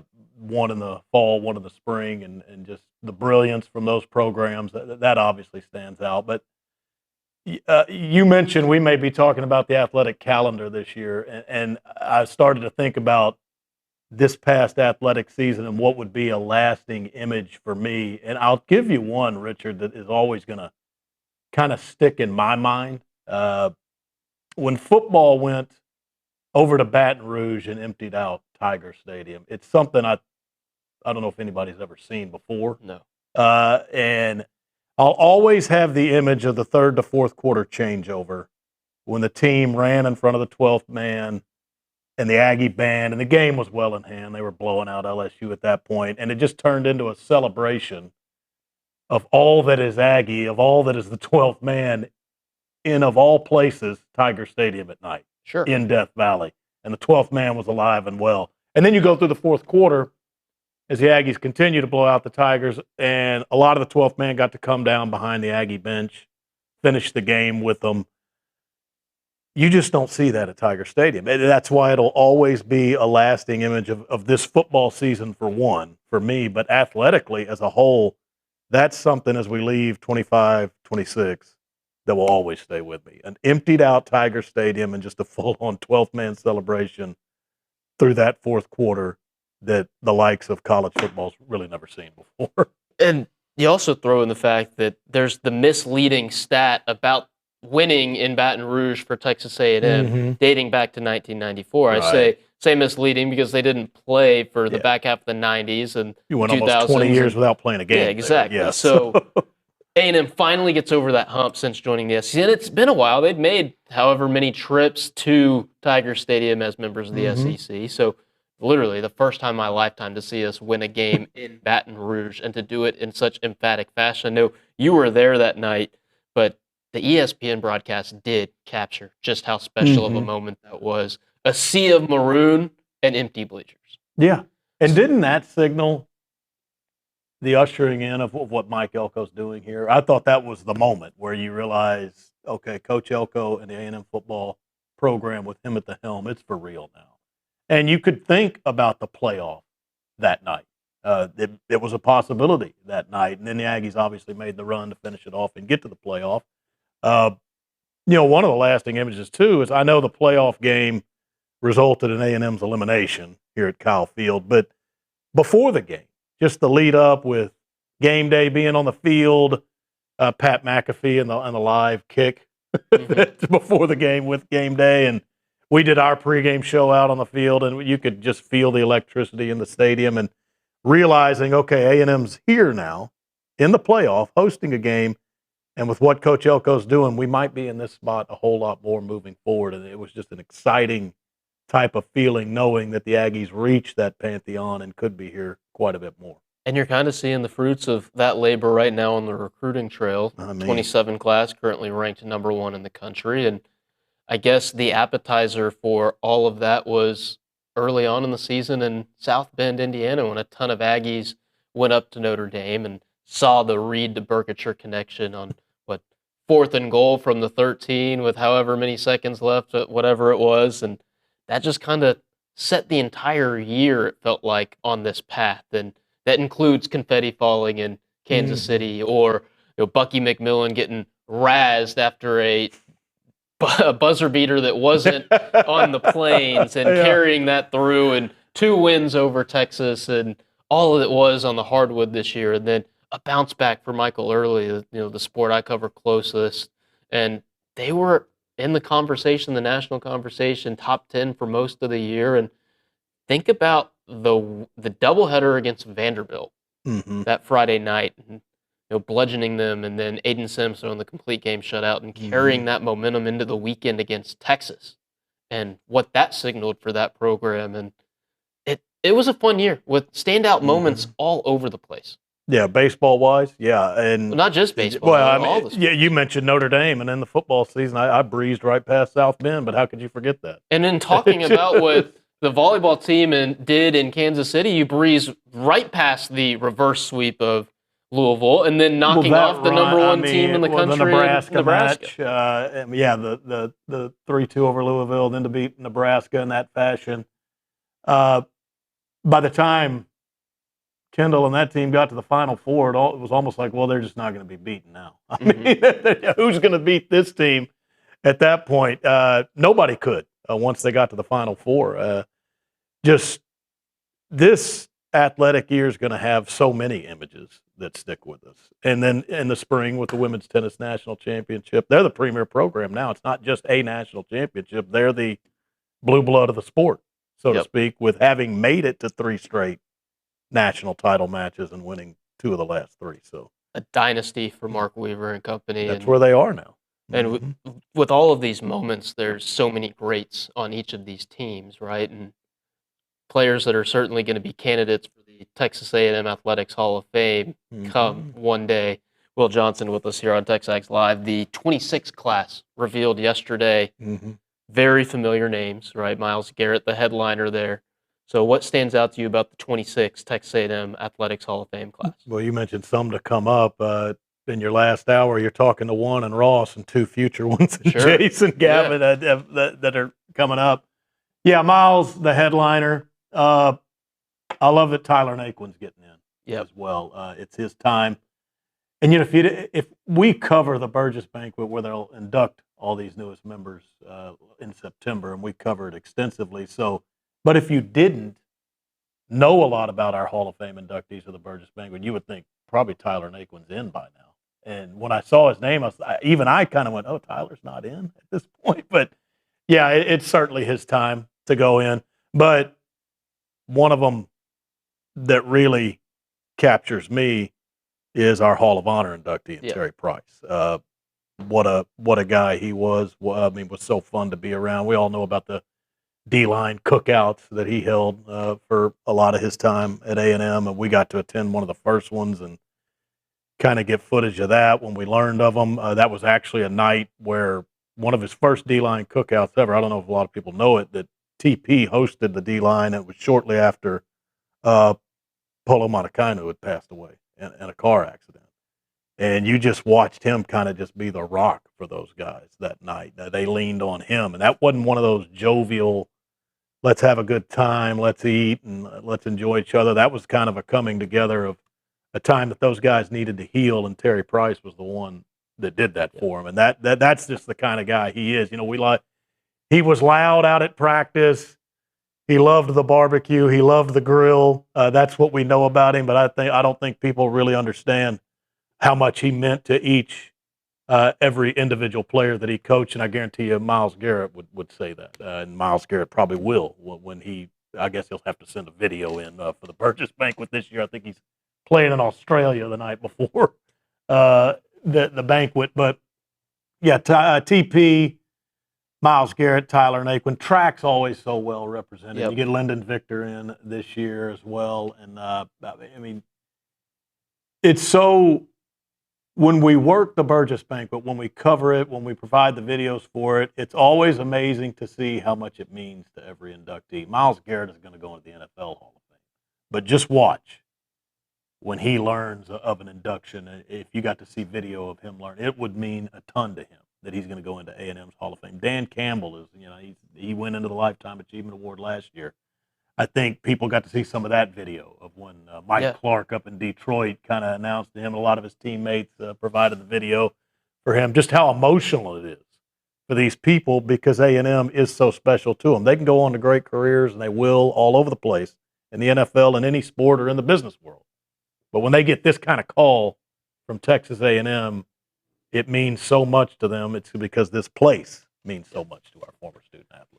The 2026 Burgess Banquet will be held Friday, September 11th, and if you're coming to the Arizona State game, that's Saturday, September 12th. All of these Hall of Fame inductees will be honored during halftime. Will, thanks so much for making some time for us this morning. And next time I'll bring TD. Perfect. And we look forward to many more great moments in 26, 27. All right. Looking forward to it. We'll close out the 9 o'clock hour here on TexAgs Live on the other side.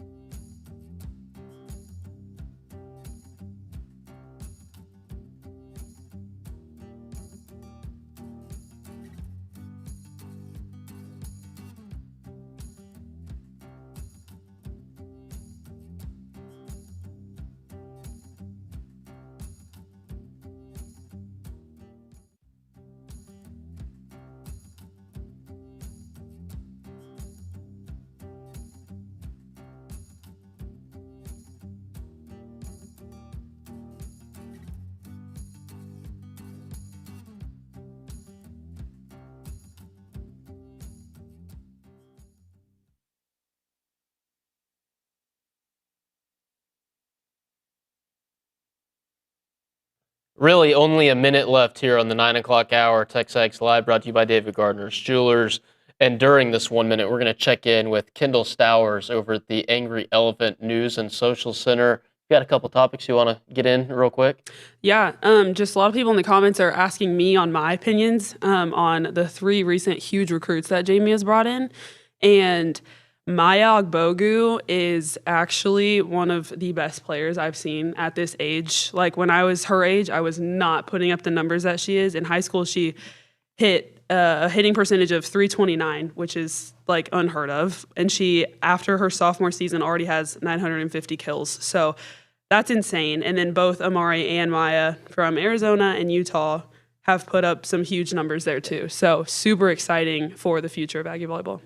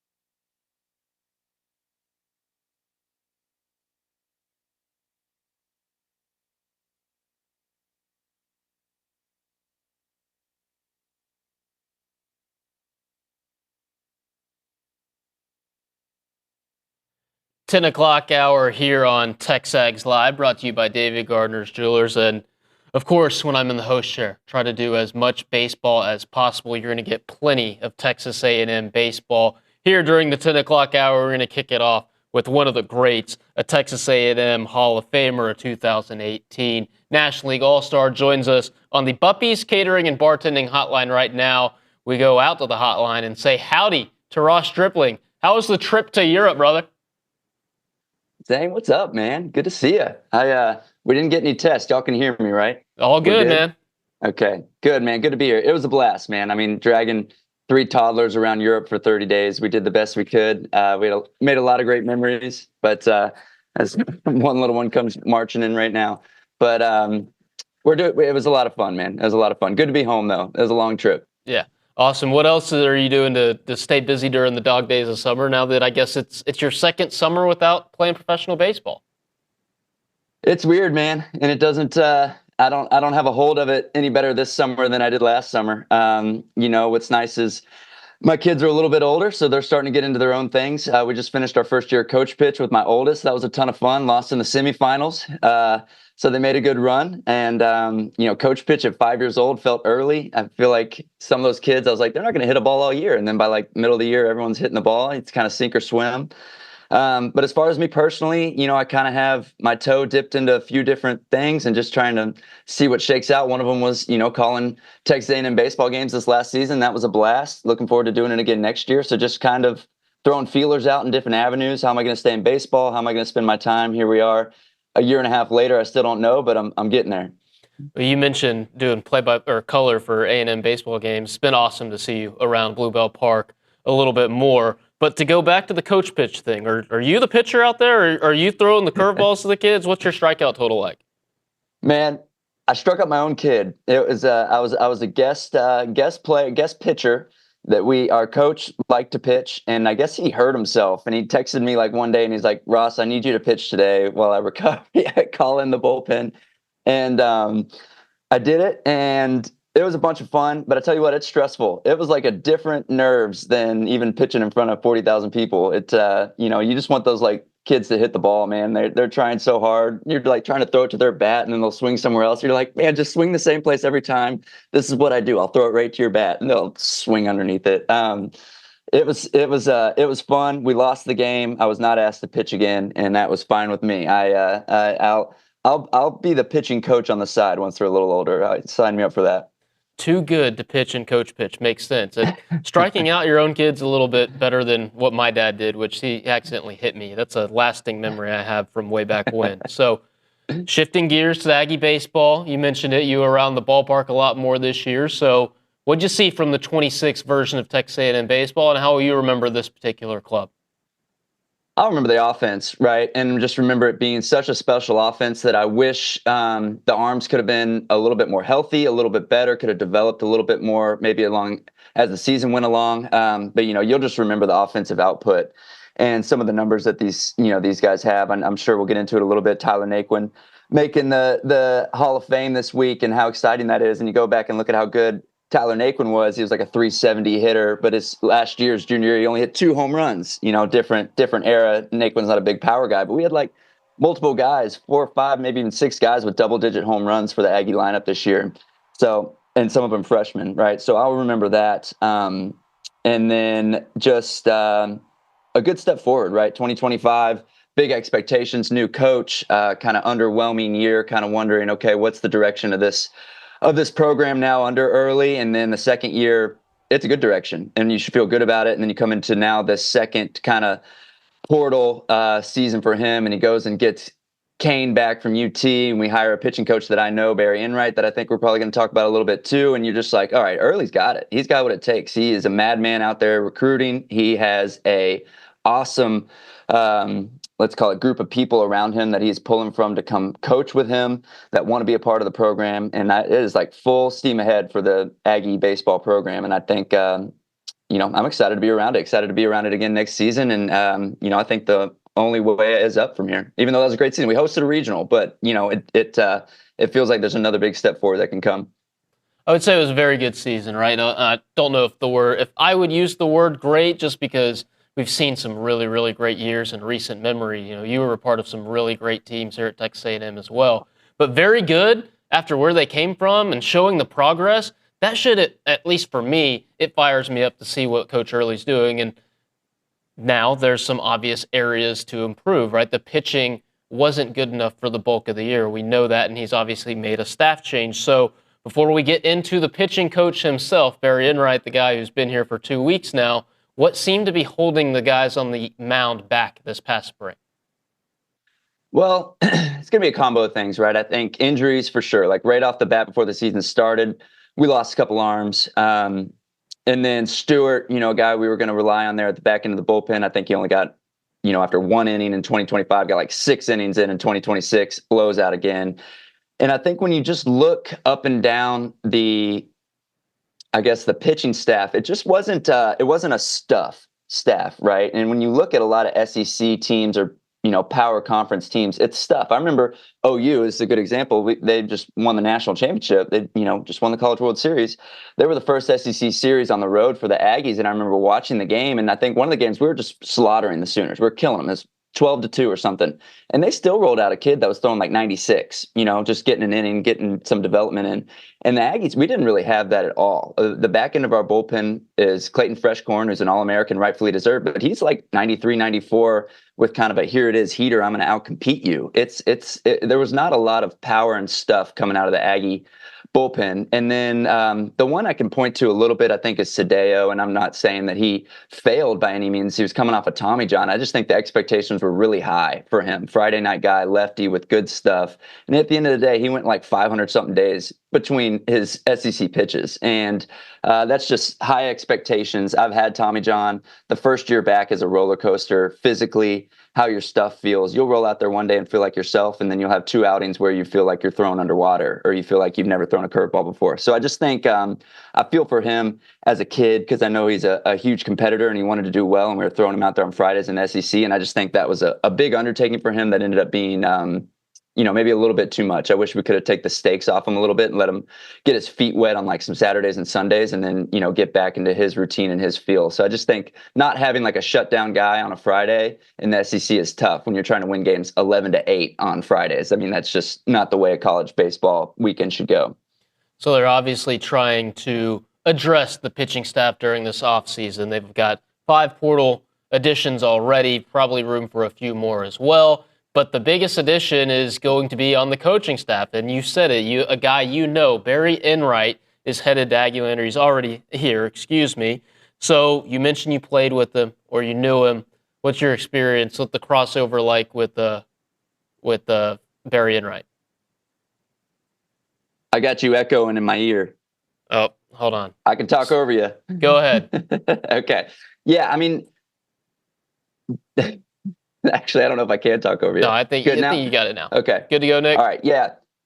So Barry and me crossed for just a few weeks in Arizona in like 2014 or 15. I was rehabbing. He had just signed. He was going to go to AAA with the Dodgers at the time after a couple years in the big leagues. And, so this was 10 plus years ago. But what I remember about him is just being a great dude. Being just a pro, having a lot of feel, and just like coming up and looking me in the eye and like wanting to play catch and shaking my hand and talking pitching. And at that time, I was a AA pitcher, and he was a big leaguer. So like I was looking at him with stars in my eyes, and he made the time to talk with me, and I just remember being really impressed with him as a dude. And then we never got to play together. We never shared a locker room together, but from those few weeks of getting to know each other, he then made his way up to being, a major league pitching coach. And that, I don't want to remotely say how not big of a deal that is, which is a confusing sentence that I just said. It is very hard to become a major league pitching coach. And Barry Enright was a major league pitching coach for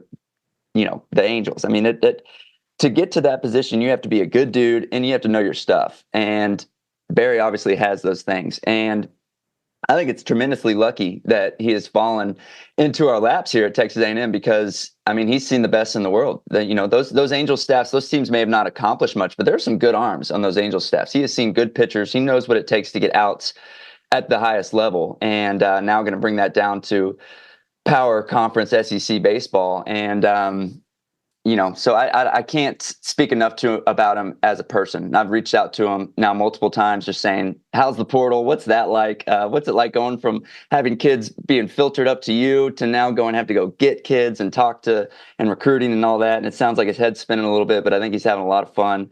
New to College Station, asking like where to live and all these things. He's just I can't wait to drive up there and get to spend some time with him and see how he's going to develop out this staff and these new arms that he's getting. I feel like I'm not doing a good job of hyping him up as much as I want to. When I read that headline, I had no idea he was in the mix, right? Had no idea that he was affiliated with our coaching staff in any way. I guess looking back, maybe across with Cliff Pennington somewhere. But when I saw that, Texas A&M on my Twitter and Instagram, Barry Enright hired, I was fired up. Immediately opened my phone, texted him, was just like, dude, this is awesome. I'm so glad to have you here. That's awesome. And he certainly hit the ground running. Ross Stripling with us here on the Bubby's Catering and Bartending Hotline right now. And you were in college or in professional baseball for a long time with different organizations, and you've worked with a many number of different big league pitching coaches. And to know that he is cut from that cloth, what are the intangibles that make the good ones, and how do those characteristics, do you think, translate from pro ball down to the college game that hopefully allows Enright to have success here in Aggie Land?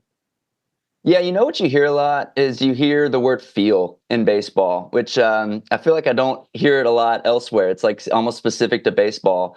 But to get to, I would say, the major league level on the staff side, it is as much about feel as it is what you know. It just, how do guys... how do they respond to you both as a person and as a coach? And I think if you just look at, let's say managers now in the big leagues and how that used to be, the head honcho, and he put the lineup together and, think Moneyball when Brad Pitt is fighting Philip Seymour Hoffman about the lineup. That's, when things started to turn. And now the manager is kind of more of this charismatic, media-facing person that needs to be a leader in the locker room and a leader in the media, and as much one of the guys as he is a leader. And that falls to the pitching coach as well, because now I can speak for myself and everyone that I saw. We have our own pitching coaches at home. The off season is no longer you go sit on the couch and be just rest for 3 months. The off season is when you get better, and it's when you find a coach and you work and you work on your craft and you show up to spring training ready to go. So we all have what we want to do, what makes us great, what got us to that level. So Barry would have to get with these guys as far as okay, this is what got them here, but this is how I think I can make them better. And then this is a long-winded way of showing feel, right? Of saying, I know I can make you better. I know I can get the best out of you, but I also want you to have freedom to do what got you here and to do what you think gets you better. Anyways, another way to say, long-winded way, that will trickle down, because you just saw maybe the MLB just presented something to the player side of trying to shrink the draft from 20 to 12 rounds and get rid of certain levels of the minor leagues, because the college development has gotten that good. It has gotten as good as AA development, right? So Barry is now going to get these kids with extreme talent and extreme knowledge. They know the TrackMan data. They know what shapes they need. They know what's going to make them good based on the slot that they throw from, all these things. So now Barry can use his feel and his knowledge of that stuff as well to mold these kids before they are 28-year-old big leaguers and kind of stubborn and stuck in their ways, and really get the best out of them and be with them from the start. And I'm just excited for that, because he has, like I said, he has the feel to resonate with these kids, but he also has the skill set to get the best out of them. And I just think I think it's going to be a heck of a combo for the Aggies. Excited, a good word, and we're excited to get to know Barry Enright a little bit more as well. Talked about CBA negotiations. I eventually later on this summer want to do an entire segment where you just give us the education of what's going on, but I know we don't have the time for that right now. So I want to keep it a little bit closer to home. Early on in the segment, you mentioned Tyler Naquin getting the phone call that he's going to be a Texas A&M Athletics Hall of Famer, joining you. What does that mean to see another one of your teammates get in with you guys? And then also just the fraternity of Hall of Famers. What's that like? Man, I was really excited for him. We're on a good little baseball run here. Waka was, 3 years ago. I was 2 years ago. Naquin this year. Obviously guys from my era. and guys that I played with and saw firsthand, rightfully so, Hall of Famers. I mean, Naquin, I mentioned earlier, only 2 home runs his junior year, his draft year, but was still probably one of the most feared hitters in all of college baseball because he could hit doubles and triples as good as anyone. He also was a phenomenal right fielder. I have one of my favorite memories from college was I went bases loaded, nobody out against Oklahoma State, and then I struck out. So yeah, three man on, 4-hole up, struck him out. Next guy, first pitch, deep fly ball to right field. Naquin catches it and throws the guy out at home, and I give up no runs and got 3 outs in like 4 pitches. And Naquin just he was a weapon all over the field, man. He could steal bases. So rightfully so. I feel like we've definitely have developed and put a lot of arms into the major leagues, and I'm excited to see what Montgomery will do for the White Sox. But Naquin, probably our best hitter to go through the major leagues in the last 10, 15, 20 years, and to see him in the Hall of Fame next to me and Waka and some of the other baseball guys that are in there, rightfully so. Well deserved and excited for him. Well deserved indeed. Ross, thanks so much for taking some time with us this morning. We'll talk soon, but I know you got to go chase some kids. Yeah, thanks for the break, man. Yeah, I'll catch you soon. Of course, that's Ross Stripling there on the Buppies Catering and Bartending Hotline. Let's go ahead and hit a break because we've got another future Texas A&M baseball Hall of Famer on the other side. Jace LaViolette with us when we come back.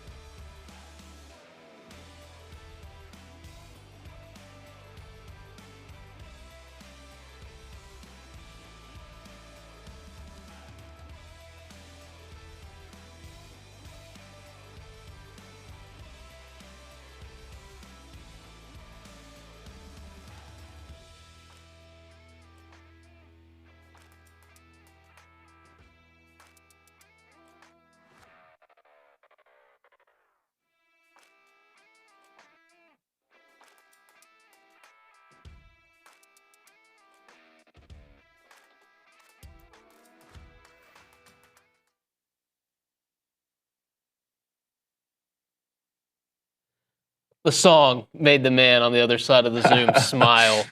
Welcome back in. TexAgs Live, brought to you by David Gardner's Jewelers. And that song can only mean one person's here. It's Lord Tubbington. Jace LaViolette joins us on the Buppies Catering and Bartending Hotline. Jace, first off, man, it's good to see you. Good to hear from you again. Yes, sir. I know it's a game day up in Ohio for you. So what's the routine like for you on game days? Yeah, I'm after this, about to head to the field, go get a lift in, and then just get ready for the game. Kind of the same as it was back at school, just a little bit more extended. Awesome. Well, Lake County's got a game tonight against Fort Wayne. Jace LaViolette will probably be in the lineup if I had to guess. But let's go ahead, before we talk about pro ball, let's go ahead and go back a few months, back to July of last year in the Major League Baseball draft. And that moment and what it's like to hear your name when Cleveland selected you 27th overall. What was that like? Dream come true, man. I mean, I think as a young kid, I've always wanted to play professional baseball, and just to hear my name get called and realize that dream kind of turned into a reality right there. It was special. I mean, I'm not much of a crier, but I was definitely crying a little bit, shed a few tears, and just it was an amazing moment to just share with my family and be able to embrace that moment. And just it's kind of bittersweet though, because then it kind of turns into the fact that you realize, all right, the college seasons are done. I don't get to go back to the place I love and get to go play more baseball, but at the same time, it's a dream come true. And gosh, it's so fun. Nothing wrong with grown man tears. So when did the happy cry turn into hard work as you start chasing this dream of reaching the big leagues at the pro ball level? Yeah, it was. I took a day after, enjoyed it with my family and a bunch of the friends that were there, and then went right back to work. I had gotten surgery a few days on the hand again, a few days before the draft. So right after that, it was about getting back healthy and getting ready to play again. Now that you're back on the diamond and you're playing professional games, what's the biggest difference about life in the minors versus life here in College Station and everything that goes with it, playing at a high A? Yeah, it's a lot more quiet, that's for sure. There's not as much noise out here, and it's every day, man. It's an everyday grind. It's in college you have your Tuesdays, and then you have Wednesday off, Thursday off, Friday, Saturday, Sunday. But out here, it's you play your Tuesday, and you've got Wednesday, Thursday. But it's such a blast. It's such a blast to go to the field every day with these guys that are grinding for the same exact goal. And I mean, we all want everybody to succeed out here, and it's just such a tight-knit group already. So it's a lot of fun just getting to play baseball with these guys every single day. So you make your professional debut. You've also got your first few professional home runs under your belt. What are your favorite moments so far at that level? Yeah, I mean, I would just honestly not any of the playing, just getting to meet a bunch of these new guys and just getting to see what the baseball is like at this level of professional baseball, right? Like, I mean, even though it's high, it's still tough. It's a grind. It's every day. There's just different things that you run across that I didn't necessarily think I would run across so early in the career. But gosh, it's so fun, but it's also you just have to be mentally prepared for an everyday battle, right? Like there's no off days. There's no easy at bats. Every at bat is facing a Friday night SEC starter. So it's a grind. Is the walk-up song still the same? No, but you know what? I might change it back. I really enjoyed hearing it. That's the first time I heard that song, and I couldn't tell you how long. So you know what? I might go into the field today and just see what happens. What are you rolling with right now? It's some reggae song. Honestly, I don't even know. I don't really like it that much, but I just kind of did it. But it might be back. It might be time to get back to Here Comes the Money. Go back to your roots. When I think Jace LaViolette, I think reggae too. So either one, you can't go wrong. Talk about getting back to your roots, man. I know you're doing your own thing. I know you're busy, but how much did you get to follow A&M baseball this season? Oh, I was watching as many games as I possibly could. I mean, I would turn it on in the clubhouse. We had a bunch of college guys, so I mean, obviously we watch as many college baseball games as we could. But even if we were on the road, I was watching on my phone, just trying to keep up and see what all the boys were doing. It was such a different feeling watching from on the phone, watching the boys that you were playing with for 2 years, 3 years, and just seeing those guys grind, and just seeing how good of a year. I mean, gosh, it was so fun to watch. And I mean, obviously it didn't end how they would have liked it to, but at the same time, like there's just so much room for improvement. There's so much things that are going to go on within that program that are sky's the limit. I know you didn't take an at bat for him this year, but Jace, it is okay. You can say we. You're an Aggie for life, regardless if you're suiting up or not. Talk about your old teammates, guys like Caden and Gavin. You know, they're getting ready for the MLB draft, the combines this week. You know, what kind of advice have you given them as they get ready for their pro career? How much have you stayed in contact with them? Yeah, I was just texting Gavin actually like 10 minutes ago, asking him if he was up there for the draft, and he said he was. I mean, it's a long road ahead, but it's such a fun journey, and this part of it's going to be so fun for them. I was so happy to see the year that they both had. That was so cool to watch from afar, and just kind of be on the other side of it now and just see just how poised and how good those guys are. And it's a lot different watching on the phone, right? Watching on TV, just watching these guys stay under control, and just the at-bats that they put together are unlike anybody else. It's so fun to watch, and it was such a blessing just to see those guys go out there and stay healthy and just enjoy a final college year. Certainly a blessing to watch those two guys, and hopefully wishing the best for them as the draft rolls around in just a couple of weeks. But it was also a blessing to watch you play here in College Station. So I know it's still recent, but you are a year removed. Have you been able to sit back and appreciate what you accomplished here as an Aggie? I don't think I'll be able to really sit back and look back at those college days until I'm done playing. I try and live where my feet are. One of the best quotes that I've ever heard. I've said this many times. You live in the past, it causes depression. You live in the future, it causes anxiety. So why not live where your feet are? And I try and live by that day by day. And obviously, I mean, I was so blessed and so fortunate to be able to call Aggie Land my home and just go to the most prestigious school in the nation and get to play baseball there. But at the same time, like I still have things that I'm chasing out here, and I still have things that I want to do within the rest of my career within this game. So I think once I'm done playing, I'll finally get to take a step back and just really enjoy what happened in Aggie Land. But for right now, it's kind of just head down and trying to get to where I want to go. I love that. We'll put a pin in that question, and then hopefully 20 years ago we can revisit, or 20 years from now we can revisit. Yeah. I know you're a busy man, Jace, but before we let you go, I got to ask. The big news last week on Friday, you react on Instagram, yeah.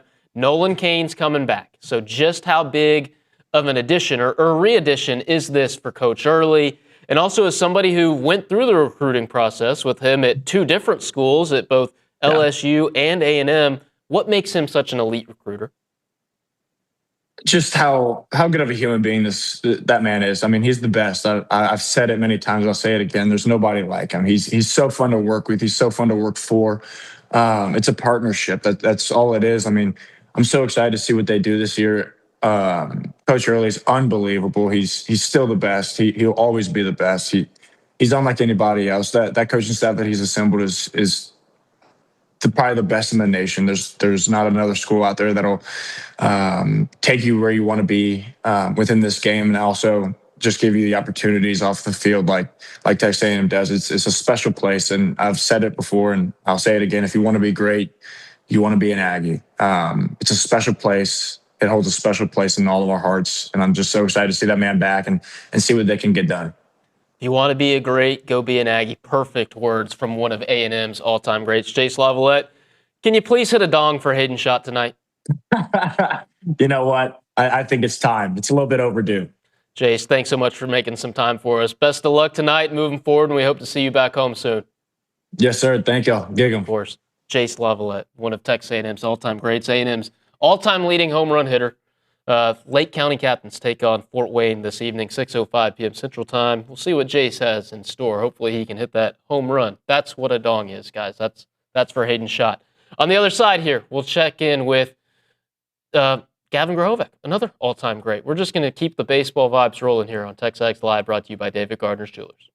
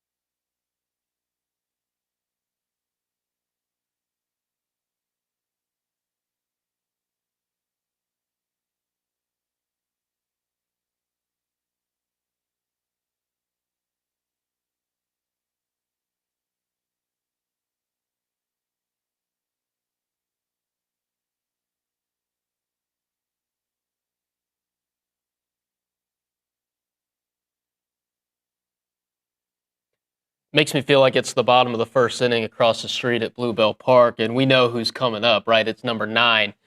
TexAgs Live brought to you by David Gardner's Jewelers, and we're going to jump right back out to the Buppies Catering and Bartending Hotline and chat with Texas A&M infielder Gavin Grahovac.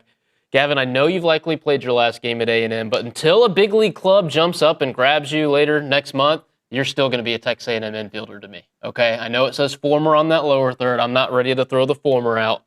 So catch us up, man. It's been 3 weeks since we last spoke to you. What have you been doing? How have you been keeping yourself busy? Yeah, so I've been back in California visiting my family the past couple weeks. I spent a little time out in College Station still after the season was over. But, I mean, right when the season was done, got right to work, got back in the cages, right back in the weight room. Just been working hard the past couple weeks, spending time with the family, just enjoying this short time before everything kind of gets serious. So. Yeah. I know college baseball season just ended yesterday, but how much attention did you pay to it after your season came to an end at the beginning of this month, if any? A lot. Yeah, I watched a bunch of the games. Congratulations to Oklahoma. Those guys were solid all year. So it was pretty fun to watch as the World Series kind of went on, the way things ended up. So it was pretty fun to watch. I know some guys will just detach, but it's very cool to see that you were keeping up with it. You talk about the hard work. How does the draft prep hard work compare to the hard work during a season when you're trying to stay ready each and every game? I mean, obviously the workouts are a little more intense during this time. You're kind of just getting ready for, I guess, in another way, another season almost. You're not really sure what each individual club's going to want you to do once they, once they draft you or whatever the situation is. But some teams will have you go play. Some teams will have you go to the complex. So I'm just kind of ready for any situation that comes up. That's awesome. I want to talk about MLB Combine here in just a moment because I know you're headed out to Phoenix later this week.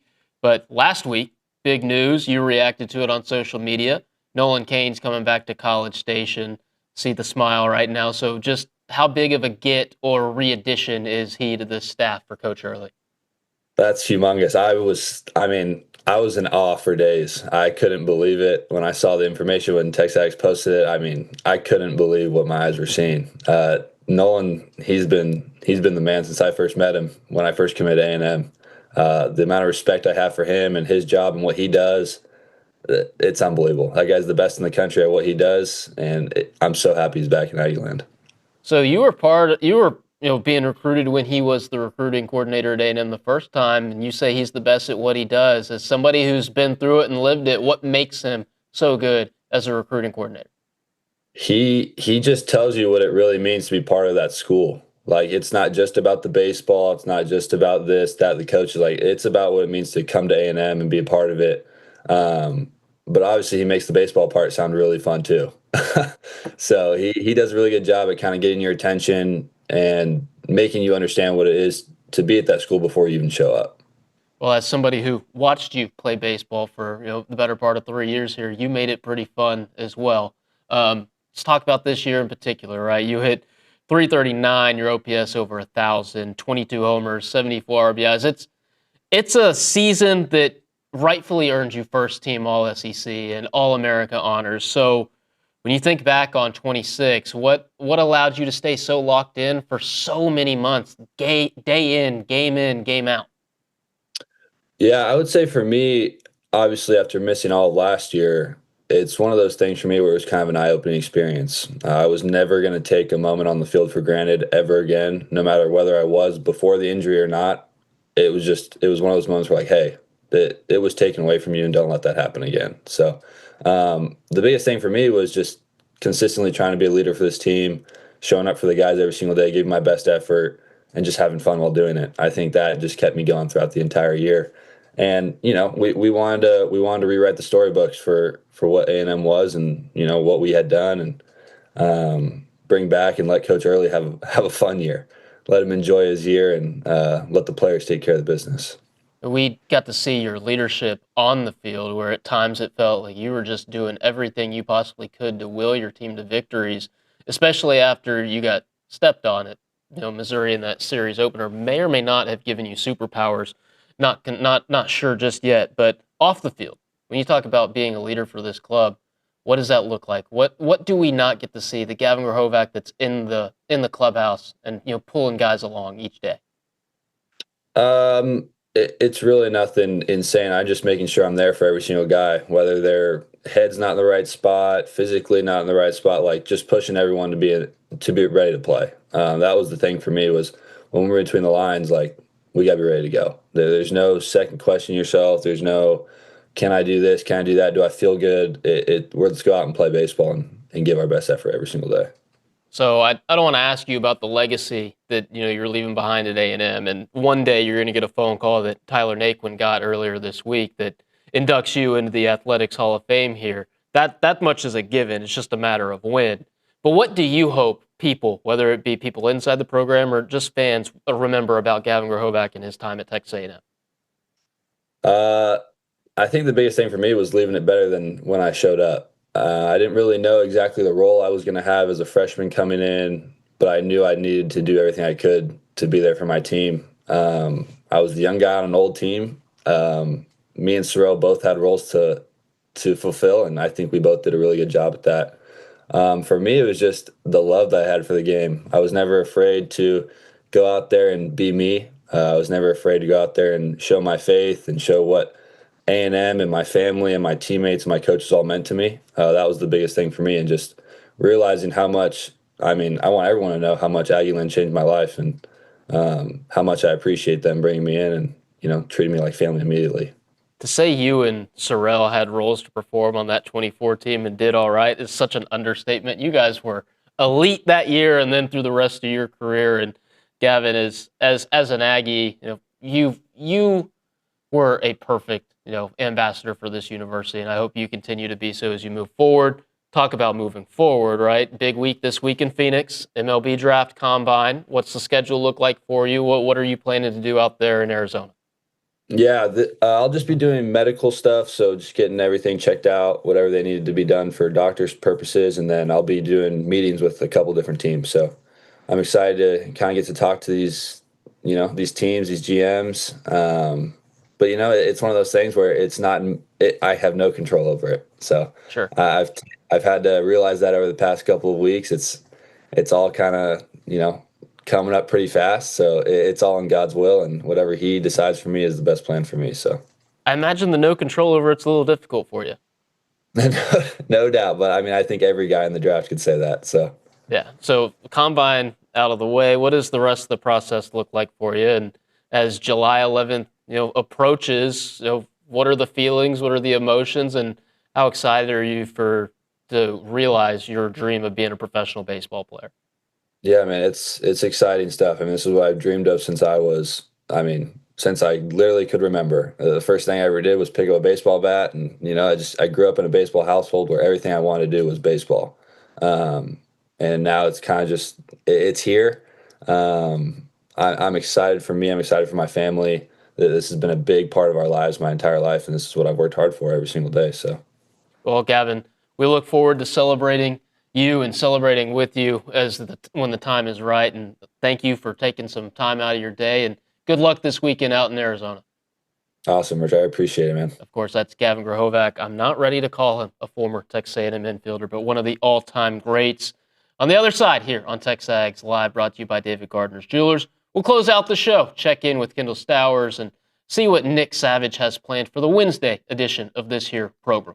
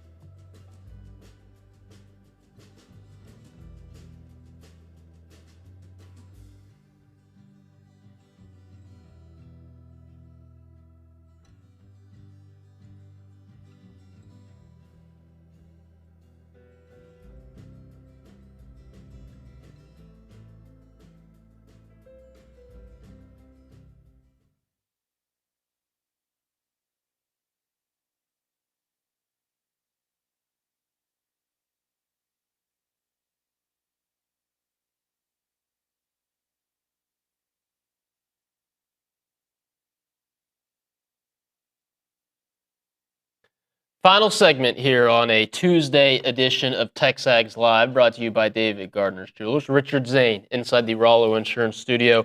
Guest hosting for David Nuno, who will be back on Monday. Tomorrow's guest host will be the combo of Nick Savage and Luke Evangelis. And then Thursday, Friday, the Tex Gals take over. Kay Nagley, Callie Gardner in the host chair. So looking forward to that. As we conclude things today, we want to check in one more time with Kendall Stowers over in the Angry Elephant News and Social Center. Still more headlines to get to, right?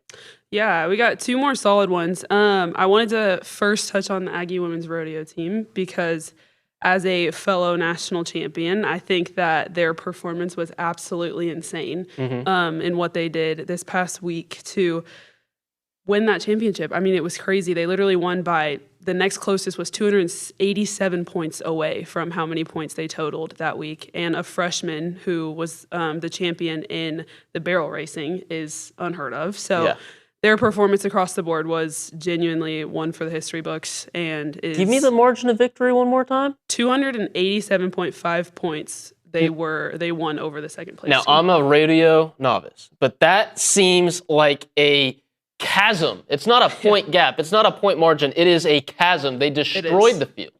Literally, yeah. So they had 692.5 points, and then Wyoming had 405 points in second place. It's like genuinely not even close. And we also haven't won a title since 2002. So to put up that big of numbers in 24 years was the drought, I guess, is absolutely insane. Speaking of things that also are not close, we would compare my bank account to Tyler and Yedem's, right? Like, and I'm not even in the same. Like, I'm like 10 tax brackets below. Yes, so that's the other big headliner. Tyler Yedem signed his 4-year rookie deal at the Broncos. He was the 66th pick this draft to the Denver Broncos, and he is the final rookie to sign his contract to complete their rookie class. He signed his 4-year deal with a $1.83 million signing bonus, and over 4 years, his contract is worth $7.39 million. It's insane. Yeah. Congratulations to him. Like, he has earned it. He had Absolutely. a fantastic year, and I remember when draft day came around and he was taken on the second day of the draft, it was kind of surprising that he went so early just because not a lot of projections had him going that high, but he earned that. Absolutely. Earned it through combine and pro day and everything. Yeah, I think the projection had him somewhere in the 70s for his pick number, and then he ended up being the 66th, so he definitely blew that out the water. But, I mean, his college stats, like, very much so proved that he deserved that. He had 138 tackles, 20 for a loss, almost 6 sacks. Like, he definitely put up the numbers that needed to be there for him to receive this big of a contract and honor being at the Broncos. So you're obviously volleyball national champion, love the sport, and you're a great champion of it, and an ambassador for the sport. TexAgs has seen a seismic increase in our viewership and interest in volleyball. Starting new piece of content coming out soon. Y'all are recording first one today. What can you tell us about what's to come of TexAgs volleyball content? There's going to be a lot coming. I think one, obviously, with TexAgs, I also just think that like our volleyball team we're just a fun team. Like we always joke around and we're like, if we had a reality TV camera following us around all the time, no one would have predicted that this team would have won a national championship because we're just always goofing off, having a good time. So there's going to be a lot of fun things to come, and it's exciting that we get to, come into this space at TexAgs and share a lot of what that actually looks like on the inside. So I'll be around for a lot of it. Obviously, we're going to have some of the alumni back. I think we already did have Logan and Ava on some content with that, and then a lot of huge stuff, as I kind of touched on earlier with the recruits coming in. There's just a lot of excitement that's going to be built around the program and what is to come in the future after such a big season last year. So, I don't know. It's going to be a lot of fun. I think we're going to touch on different things. One, like, volleyball is really fun to watch, but a lot of people don't fully understand the extent of what goes on in the sport, and literally, I mean, people will be in the stands just like waiting to see the ref point to which side won the point because they didn't actually understand what happened. So I think we're going to touch on a little bit of explaining the game and what that looks like from a player's perspective on the court, and how to kind of watch for that as a fan. And then also just, a lot of what goes on the inside of the volleyball program. as would be remiss to say, Kay Nagley leading TexAgs efforts there. The great Kay Nagley. You'll hear plenty more from her, and it's been awesome to see what she's doing on the volleyball side and everything she's touching at TexAgs. So stay tuned for that. I know you're going to be involved, and Kay's got great vision for what TexAgs volleyball coverage is going to become. All right, Mr. Savage, do you have any teasers about tomorrow's edition of TexAgs Live with you in this here host chair? Yeah, absolutely. Well, Luke will be my co-host, of course. We got the Go Hour with Olin. Last day for him this week on the show. We'll have, I believe, John Harris, like we normally do at 9 o'clock. We'll have Recruiting Country with Jason Howell later on in the show. The interesting guest, Ben Keating. He's IM's a race car driver who just won his third 24-hour of Le Mans. Anytime I get to talk about racing, I'm going to. I'm not a huge IMSA fan, but it's one of the premier circuits or touring series, I guess, in the world. So it's going to be really interesting to hear from an Aggie who's in that world. Got a lot of questions to ask him. And, do you count race car drivers as athletes? Do you think they're athletes? Yeah, I think so too. The G-forces you have to withstand?